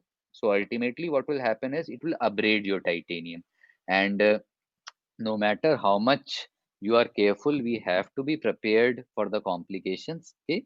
So with regard to peri-implantitis, please identify which type of peri-implantitis you as a periodontal surgeon are supposed to treat. So we have three main conditions of failures. We have ailing, failing, and we have failed implants. Ailing implants basically means that radiographic signs are there. Radiographic signs of bone loss is there, but no inflammation is there. That basically means that the bone loss is mainly from a prosthetic point of view. But suppose you have failing implant, meaning radiographically bone loss is there, and at the same time the mucosa is inflamed. That means it is periodontal. You need to raise a flap, remove the granulation tissue around the implant, maybe put a bone graft and suture it back. This is the category where surgical intervention is required. And finally, we have failed implants. Mobility is not a late sign, it is the last sign with regard to peri-implantitis. If it is mobile, don't try splinting. Don't think I'll place this category of bone graft, it will become stable. No, take out the implant, wait for healing to occur, or go in for a deeper implant. With regard to surgical intervention, just remember three things which you would be requiring. Two you would be requiring, third one you may or may not require. The first is use plastic instruments always. The same handle, 4R, 4L tips are available from Ufridi by the name of Implacare. It takes more time. Be very, very patient with regard to the debridement as such, but always and always use only plastic instrument. That is the first thing. Second problem which you will face in your peri-implantitis cases is that in a normal tooth you are able to debride because the tooth surface is smooth. Here what is happening is you have screws present, threads present in the implant. Now in those threads, you cannot debride to a very large extent. So once you have done the gross debridement, ultimately chemical disinfection is a must. So tetracycline hydrochloride 50 milligram per ml has to be used. Without chemical disinfection, you won't be able to disinfect this thing completely. And the last thing in your cases which you are supposed to remember is that GBR at the time of implant placement many a times is easier because you have extracted a tooth, some socket wall is remaining. Here what happens is stabilization of the membrane becomes an issue. That is where you have to go in for bone tack kit. Can you see? This is a bone tack which has been used. Bone tack is basically like a nail. It is not a screw. You have to tap it inside.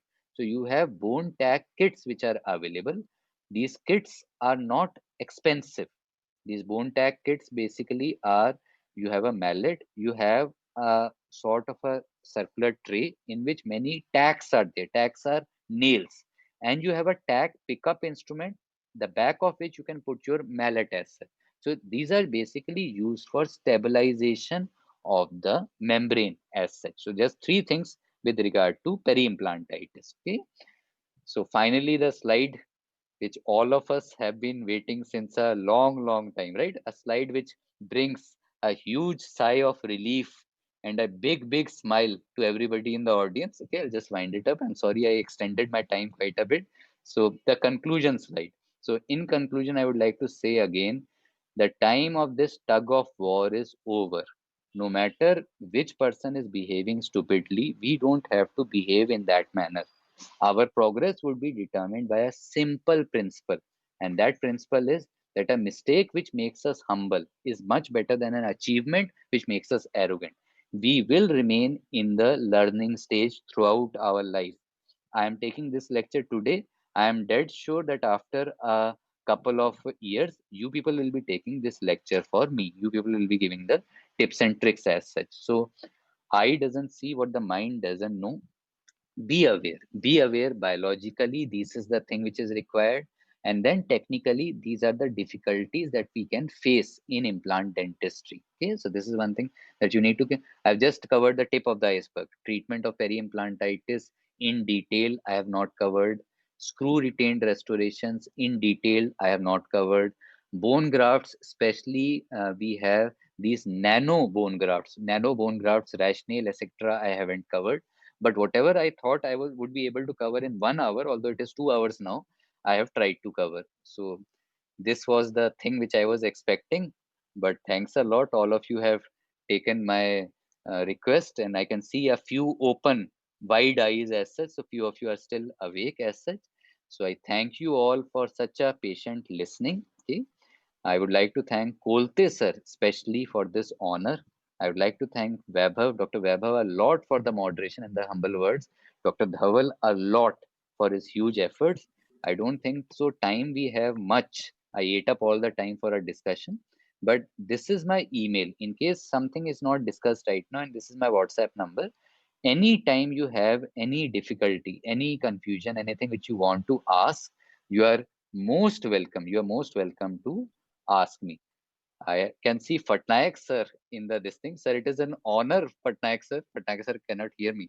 It is an honor, sir, Patnaik sir, to have you here. So Patnaik sir is there. What an honor, sir. Sorry, I didn't see you earlier. Where is Patnaik? Patnaik sir only, right? Although the name is coming as Rupali Shastri. So, sir, Yeah, who sir is is there. Rupali? Sir is there, है ना? तो name. Uh, who is Rupali then? Any one of you two who are standing behind the back. Okay, you are Rupali. Sir, She's a please say a few words, sir. Honor for me, sir. The Dean of GDCH Nagpur, Patnaik, sir, attending the webinar. Great honor for me, sir. Sir, it has to be unmuted, I think, sir. Rupali, unmute that.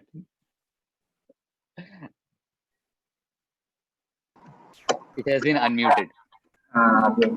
Thank you, Dr. Mayur, for your comments. And, it was a comprehensive presentation on implants for the beginners. Not only for the beginners, for also those who must be doing for a pretty long time. It must be hands-on for them so that they can improve upon the areas where they were maybe short of ideas, right? So, Dr. Mayur, I say thumbs up for your presentation. Thank you. Sir, honor for me, sir. Honor for me that you attended, sir. Honor for me. So, Dhaval, do we want to take up the questions? Huh? Some Yeah, questions some are there. questions are there. Yes, only Some only two questions messages are there Mayur sir. regarding socket shield technique. Okay, Yes, one question in chat box. One question. See, socket shield technique. I was about to say this thing when I was covering up GBR. See, for me, with regard to let's say any technique as such, two things are essential. First, the success of the technique has to be there in the mind first, and then the success has to be from a technical point of view. So, socket shield technique, we have had mixed results as such. The very fact that achieving technically leaving a portion or a vertical portion of the tooth root and then subsequently leaving it there for a long period of time to help prevent gingival recession, loss of the buccal cortical plate, etc.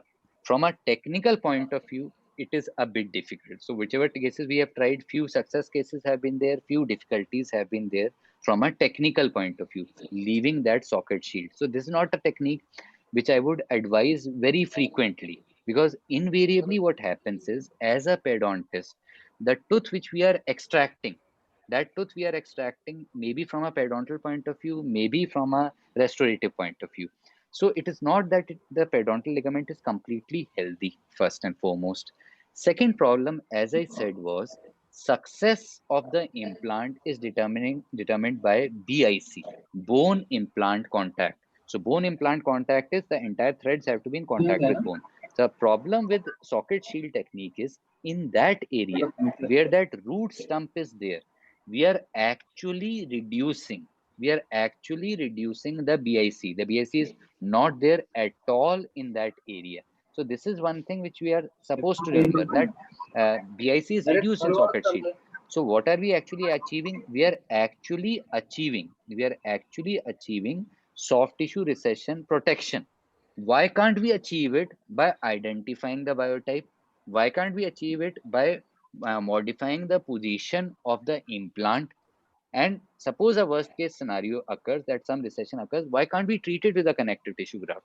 So I'm not a major propagand of socket shield technique as such, because of the inherent technical and biological limitations of the technique. These are the two factors which I always say with regard to socket shield as such. Okay, that was it, I think.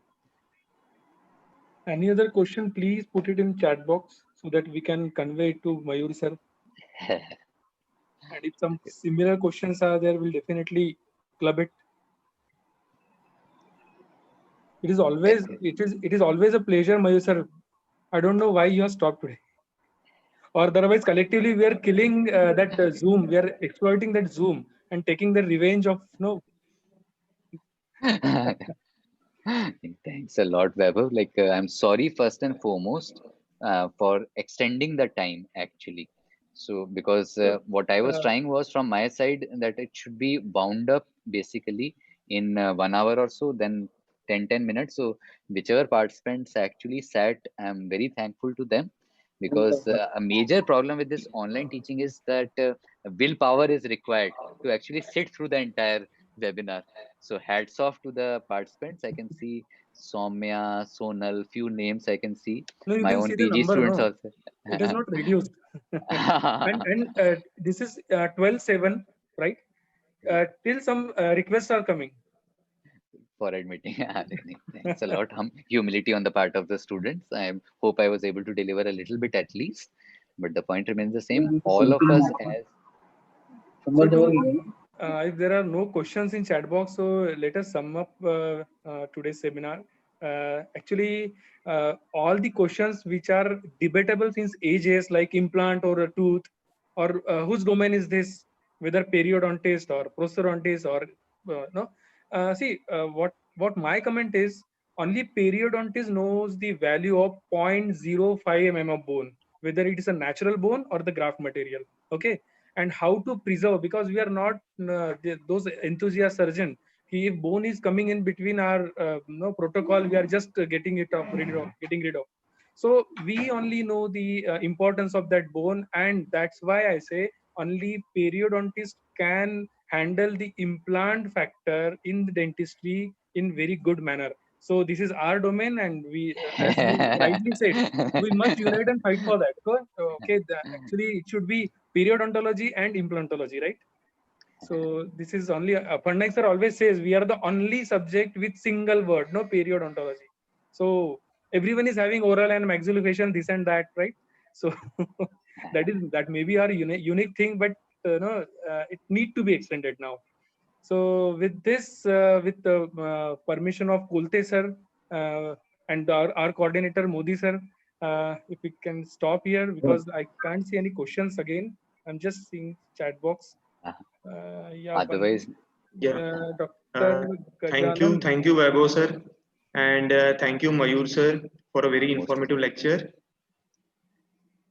Thank you all the participants.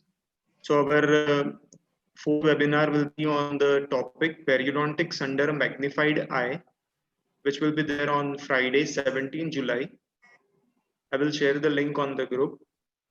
So once again, thank you all. Thanks a lot. Thanks a lot. Thank you. Thank you.